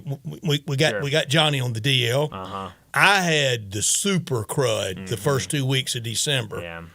I have felt worse, but it was back when I was drinking. Huh. Yeah. I mean, I felt terrible for 2 weeks and sounding it. And I was just scared to death that I gave it to Johnny. I don't think I did because last time I was around, Johnny was 2 weeks ago today. I don't think I did. I sure hope I didn't because Johnny's just a great person. And I was scared I was going to give it to you. But I've heard so many people, and it is rampage. Gary Darby was telling me in Atlanta, we were talking about the Grizzlies, and he's very hopeful. Mm-hmm. And he knows the team so well. But he said the super crud was really going around out there on that road trip. Sure was. During the holidays. Yep. No, it was, and there were a couple of games. I think one, I forgot who they were playing, but Ja Morant. It was the Denver game. Ja Morant and Santi Aldama were both out. Conchar missed a game or two. In Denver, what we all thought when we heard Ja was sick, we thought. Hey, you got to be careful out there. Denver flu. Yes, as John called it, the shotgun Willie flu. But that interaction today with John Harden was classic. Oh man, yes. No, John's been a character today. I think he had a fun New Year's Eve and then rolled it into today. But no, Gary was also he offered this. He said, just go 2-1. Win 2 out of 3 the rest of the way. Yeah. Go lost Sacramento, win these next 2. Sure. Yeah. I mean, and these are 2 that you really need to get. I mean, San Antonio should be a win. Then tomorrow night, like you said, back-to-back games against a Toronto team that's now new look. They had the big trade over the weekend, sending OG Anunoby to New York, and so did Precious. Who won the trade? That's a really good question. I think a lot of people were saying Toronto, but then and Gary and I were also talking about this. What did it get the Knicks? I think they're better. I know they're better, but does that move them a seed line? I would say no, but they looked really good in that first game yesterday with this new group, and it sounds like they're going to make a lot more moves around the deadline to try to turn this team into a real contender. But I think this with a new look Toronto team, I think you need to go out and really capitalize tomorrow night as well. And the Grizzlies, they play San Antonio tonight at FedEx Forum, and tomorrow night against Toronto, the one and only time Toronto comes through. San Antonio, they're not that much better than Detroit. No, and good for Detroit getting that first win over the weekend, playing Toronto, and these are not great teams that the Grizzlies are going to be playing. No, and then the road trip to Lakers, Phoenix, and Dallas, and tough. Back into the new year, 42-40. What's that get you? 10 seed? I think so. Will it? Maybe. I don't know. It's just a lot is up in the air right now, especially in the Western Conference. I don't know. You want it? Oh, certainly. I mean, 100%. But talk about this Phoenix team, and it sounds like you hear a lot. We were talking to Keith Smith last week, and we'll probably have a similar conversation when we talk to him in a couple of days. But it really sounds like a lot of people unhappy right now in Phoenix. They're certainly not playing to the potential and expectation that a lot of people had for them. Biggest disappointment in the league. I certainly would be up there. And so I think at Phoenix is certainly tough, but it's starting to get there's some whispering going around in Phoenix about maybe moving on from some guys. Yeah, we are set on Monday night in the College Football National Championship game with Washington playing Michigan to have a first-time national champion in the 21st century. Yeah, how about that? Washington's won one, and Michigan's won some back into the 20th century. So now we are guaranteed on Monday night, regardless who wins, we're going to have the 13th different college football champion in the 21st century. And I love it for so many reasons. I like the new blood. Sure. And I love hearing the basketball heads talk about the same teams win it every year in college football. Sure. How do I break it to them? Should I do it gently? Yeah, probably pretty gently would be the way to go. With Monday night's 13th, it's the same number of different teams than college basketball's had in the 21st century. That really is incredible. You think they'd believe that? I don't think they'd believe anything we say. Probably not, no. But it is impressive, and I don't know really how many people would have – if you had said at the beginning of the season you can either bet new blood or, a team that's already won it in the 21st century. I think a lot of people would have said we'll have a repeat winner this year because of how good Georgia was coming in. Bama. Alabama. I mean, there's so many of those. Even Texas. I mean, that upper echelons of teams that come in every year. But to be able to go into Monday, Ohio State, to be able to go in to Monday and say no matter which way this goes, we'll get new blood. That's really, really cool to see. 13th different champion, same as basketball. And all you hear from the basketball people is everybody has a chance. That's wide open. That's the way and of the bracket. Not. Yeah, no, it's really not. And to do that with the Bama supremacy, with the Bama dynasty, this mini quasi Georgia dynasty, and way back in the aughts, the USC Pete Carroll dynasty. Yeah, no, you're right about that. And so, no, it's gonna be really cool. And you're right. I don't think a lot of basketball heads would believe you if you said that. Now, but here we are. I do think college basketball. Now, let me be completely fair here. Sure. Ooh, I want to do this. Yeah. We did miss a year because of COVID. Oh, absolutely. So college basketball did not. They've crowned one less champion. Yeah, I'm curious. I want to go back and see who were kind of the top teams on those years and see Gonzaga if I thought could have broken through. They really could. They really could. I want to be really fair. Sure. I want to be a lot more fair to them than they are to us. And that was in the college basketball niche sport world. And that was the year that you played the entire season and didn't get to do the tournament that year. Right at tourney time. So teams in full make form that designation and playing their best ball at that time. And all that said, it is prime for a firstie this year. Yeah, it really is. You look at today's poll where the Memphis Tigers came in at 15th. I'm trying to get to the poll. And I don't think the poll, I can't remember the last time the poll was denoted as any type of metric. Maybe 1980. I mean, it's just not. It just doesn't matter mostly. But to be there, and the teams in it are probably the teams that will be around at or near the end. There could be a breakthrough. We had a real breakthrough year last year with teams, but we got kind of the same old winner in UConn. Purdue's never won one. They're number one. Houston's never won one. They're 3. Tennessee at 5's never won one. That's never, not to mention in this century. Marquette hadn't in this century. Right. Illinois never anytime. Oklahoma, Arizona not in this century. Oklahoma maybe way back, but certainly not in the 21st. Century, no. BYU never. Colorado State never. Memphis never. Clemson never. FAU never. Yeah, we could get a basketball. No, we really to join it to go to 14. We really couldn't. How about this, Brett? I was thinking about this over the weekend. Purdue. Number one this week in the polls, which released on January 1st. So that means Purdue started 2023, January 1st, 2023. Purdue was the number one team in the country. December 31st, 2023, they were the number one team in the country. And January 1st, 2024, they were the number one team in the country. That is incredible for a team to be able to do that. And they're being judged by one thing this year. It's tournament advancement. Exactly. It's what they do, especially after that 16, losing to the 16 seed. But, it paid off pretty well for Virginia, and they won it that following season after losing to UMBC. So maybe we see the same thing with Purdue. We made a lot of declarations today with Dave. We asked him about 2024 Tigers football. Yeah. That's way down the road, but also basketball. And he said second weekend. Yeah. I'm not moving the goalposts on the Tigers. No.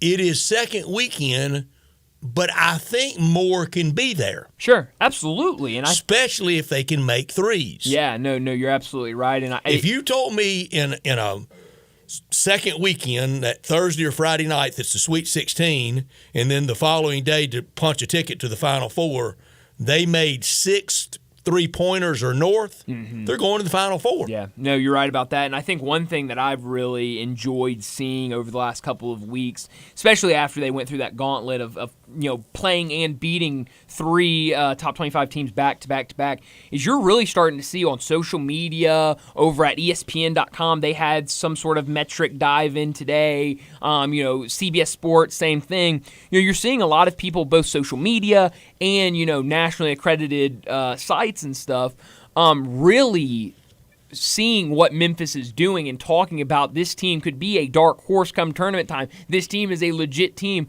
and it's really, really cool to kind of see Memphis starting to get that respect that, Penny Hardaway, I said it earlier when we were talking about what they did in non-conference with my not top story of the day, but Penny Hardaway set out this season, got this team together, knew it was going to be this many newcomers, this many new guys put together, and said, I'm going to play the toughest non-conference schedule that I can. And it sold. And it sold. And it has really paid out for this team. And in that non-conference, I had the Tigers going 9-4. They go 11-2. You had 8-5. 8-5. Yeah. I mean, that we cannot overlook. And we both had 15-3 in league. Yeah. I mean, we cannot overlook how brutal of a non-conference schedule this was, and just how tough this Tiger team is. I can't help that Mizzou and Arkansas may not be right now. No. What we on the day night that the Tigers faced them. They were. Right. That's right. And I've seen a lot of people kind of pointing out, this team, after Memphis beat them, has now lost to this team. Who cares? I mean, when that game happened on that night. Can only play you when we play you. Exactly. Same thing to a lot of people talk about scheduling and stuff like that. I mean, you're on the schedule, and I can't, it doesn't change. It's those two teams on that night. And so the Tigers, it's been really impressive. Yeah, let's don't move the goalpost. No, not at all. And I think second weekend is certainly a goal and an expectation that is the right place to be for the Tigers right now. So really, really impressive. Like you said, number 15 in the AP poll. Florida Atlantic drops to number 17 after losing to Florida Gulf Coast that same night. The Lob Tigers City. beat Lob City. That's right. But definitely a loss that Florida Atlantic did not want. But now they're 10-3 and right there. Purdue's not going to get a second weekend pass. No, it's Final Four for them. No, it really is, and I think they have more depth there. But it's certainly going to be something to watch. They've got a game in a couple of minutes at 6:00 against Maryland tonight. Maryland team that has played really, really well against them. So that'll be a fun game tonight. Some really good college basketball games that I will highlight in our next segment for where I'm beaming. But let's go ahead and get to that final break. And when we come back, we'll wrap up today's show with Taco Bell Crunch Time. Broadcasting from the Family Leisure Studio, we are Sports 56 and 98.5 FM. We all appreciate luxury. We love the newest technology. We want something that sparkles and looks great. Well, I've got it all in one place. It's called Genesis of Olive Branch, right at the corner of Highway 78. That's Lamar. And the first exit in Mississippi, that's Craft Road. Turn left and you will see Genesis of Olive Branch. And right now, you can get the 2024 Genesis GV70 starting at $49,480 with special financing as low as as 3.49% on select models. How about the 2024 Genesis GV80? A little bit bigger, starting at $55,995, financing as low as 5.49% with a $2,000 rebate when trading a luxury brand. Call them. They'll even bring you a Genesis at your work or your home for a test drive. They're convinced that when you drive a Genesis, you're going to want one. Call 662-890-6684. Ask for Vinny. Genesis of Olive Branch. Prescriptions require an online consultation with a healthcare provider who will determine if appropriate. Restrictions apply. See website for details and important safety information. Subscription required. Price varies based on product and subscription plan. Hey guys, did you know there's a generic form of Viagra that works just the same, but is 95% cheaper? And you can get it online? Go to hims.com/joy. Through Hims, you'll get a free medical consultation, discreet shipping if prescribed, and the process is 100% online. To start your free online visit, go to hims.com/joy. That's HIMS.com/JOY. East Memphis Ace Hardware is more than just a hardware store. It's really a customer service store. With 20 employees along with complete inventory of items, big to little, finding what you need is easy. Choosing from a complete selection of Big Green Egg as well as Traeger and Weber grills. And the Garden Center has everything for your yard. You can get glass cut, repair screens, even new keys with key fob programming. Tools, nuts, bolts, screws, you need it. East Memphis Ace Hardware has it. And they're just down the street at the corner of Quince and White Station. Roofs, roofs, and more roofs. Chris Price here with Metro Builders. Is your roof leaking? Do you have mold stains on the ceiling of your home or business? Is your carrier denying your claim or offering a repair simply because they don't have enough documentation? You need a contractor that performs work for insurance claims for policyholders each and every day, and Metro Builders is here to assist. Call Metro Builders. At Metro Builders, we provide free estimates, consultation, and claim repairs. Metro Builders' process of arriving, inspecting, diagnosing problems, and estimating is second to none, commercial and residential. Our team of Hague-certified technicians are standing by to assist you with providing estimates and photos to your carrier to document your loss. All you owe is what your policy states. No large fees on top of the final scope. We use high-grade materials and are certified by companies like Atlas, CertainTeed, Owens Corning, and Mulehide with labor warranties up to 50 years on all of our jobs. Metro Builders provides roof repairs across the Mid-South. Call Metro Builders to schedule your inspection free. Call me. 901-375-1717. That's 901-375-1717. Now, back to Sports Time on Sports 56 and 98.5 FM. This hour is brought to you by Hewlett & Dunn Boot and Jean Company in Collierville. Once again, here are Brett Norsworthy and Bryant Dacus. If I go crazy, then will you still call me Superman? If I'm alive and well, will you be there holding my hand? I'll keep you by my side with my superhuman might. This is pretty cool, and we're just getting started, so.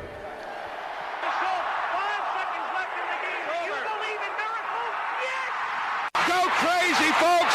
Go crazy! This is for all the biggest crunch time. You are looking live. In your life have you seen anything like that? Goodbye! Hello, Haskell. It's obviously crunch time. Hammer, nail, coffin, this baby is over. The double steak grilled cheese burrito, so good. Double the steak with nacho cheese sauce, seasoned rice, red strips, sour cream, and the 3-cheese blend wrapped inside a warm flour tortilla, with even more 3-cheese blend grilled on the top. The double steak grilled cheese burrito, it hits the spot now at Taco Bell. And at Taco Bell, when they say they are feeding people's lives with unexpected good, they mean it. Bowl food you can't get anywhere else. Well, Brett, what I learned today, we've kind of known this for a while, but it was officially made official yesterday. The Memphis Showboats will be back with the UFL announcing their 8 teams for their new league. For those who don't know, the UFL is the merger between the USFL and the XFL alongside the Memphis Showboats. The Birmingham Stallions, Houston Roughnecks, and Michigan Panthers made it from the USFL. The Arlington Renegades, DC Defenders, San Antonio Brahmas, and the St. Louis Battlehawks made it from the XFL to form an 8-team Are we going to throw down with St. Louis? We hate St. Louis? I would love to. That'd be great. There's got to be a rivalry. I don't know who it would be. Maybe St. Louis. It seems the closest. A 10-game season will start on March 30th, and it was also announced that's a little earlier than last year. It is, but a little later than the XFL start. So kind of met in the middle there, and also John DeFilippo will be the new head coach for the Memphis Showboats. He joins the team after leading the New Orleans Breakers to a 7-3 record last year. Obviously, they did not make the merger, so he has now joined the Showboats as their head coach. What I just learned from our friend Pat Smith down in Birmingham at Jocks, 27.2 million viewers tuned in for Bama. Whoa. Peaked at 32.8 million. Wow. 18.4 for Texas and Washington.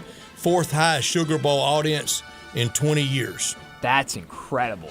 I mean, we knew it was going to be big, but that is really unbelievable. A couple of things I could have done without. The first being the news today that the Jets are waiving Pro Bowl running back Dalvin Cook. I understood the signing when it happened. Breece Hall was injured. He was going to try to go in there, be that starting guy, but Breece Hall came back and really, kind of came back ahead of schedule. It seemed like he got back and really hit the ground running and got back to that featured back that he showed he could be last year. So that kind of left Dalvin Cook out hanging around, and really the season did not play out the way he would like. Obviously, the Jets season did not play out the way any of the Jets would have liked it. So now they've waived him, but that is good for him because now he can go and sign with a playoff team and be a part of a playoff. The other thing I could have done without, there are rumors that have now been confirmed by reporters that Connor Stallions, who obviously the big name in the Michigan sign stealing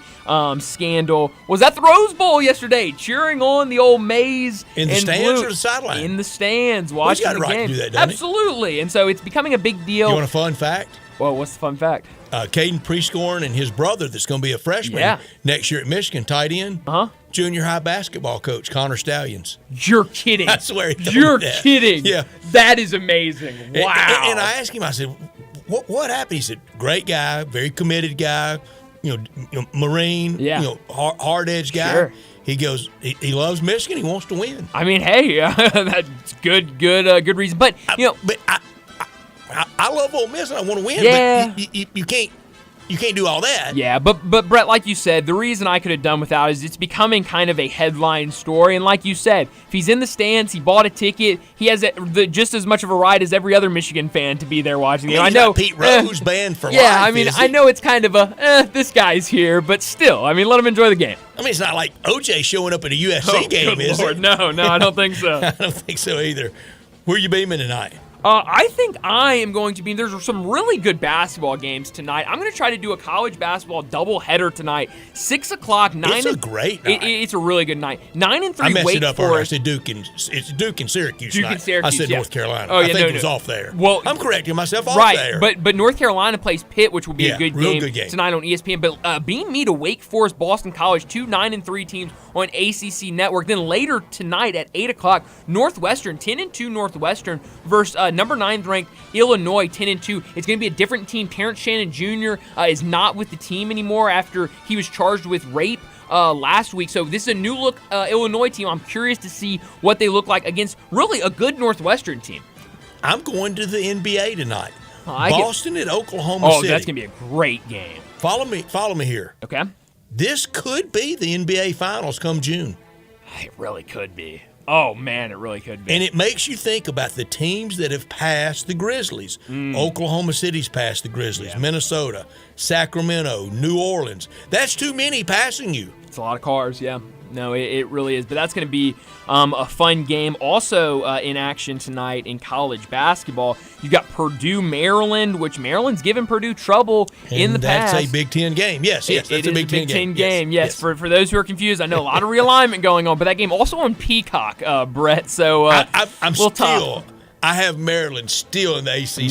No. Well, you better figure that out fast before July, or your head's gonna be spinning with all these new teams. Downtown at FedEx Forum, Pop and the Spurs 5-27 at FedEx Forum. I think it's must win for the Grizzlies. Yep. Are you right back at 13 under after the sugar high of Ja returning? They were 6-19 then. Lost tonight. You're 10-23. 13 under's 13 under. No, it sure is. Another game that I'm going to be keeping an eye on tonight in the NBA, the Magic and the Warriors. I remember a couple weeks ago we were talking about this Magic team real high up in the East and playing really good basketball. It's kind of let down a little bit, but against a Warriors team that's 15-17 on the season, they really need a win at home against the Magic. They do. So it's going to be a good night in sports. Some really good. If you're into basketball, Happy New Year. If you're into basketball, it's a really, really good night to start the year, even though it's January 2nd. But after last night, man, it might be a good night to have off and maybe get into bed a little bit early after the late night of college football. But that's all the time we have today. Enjoy your night. We'll do it again tomorrow afternoon at 3 o'clock.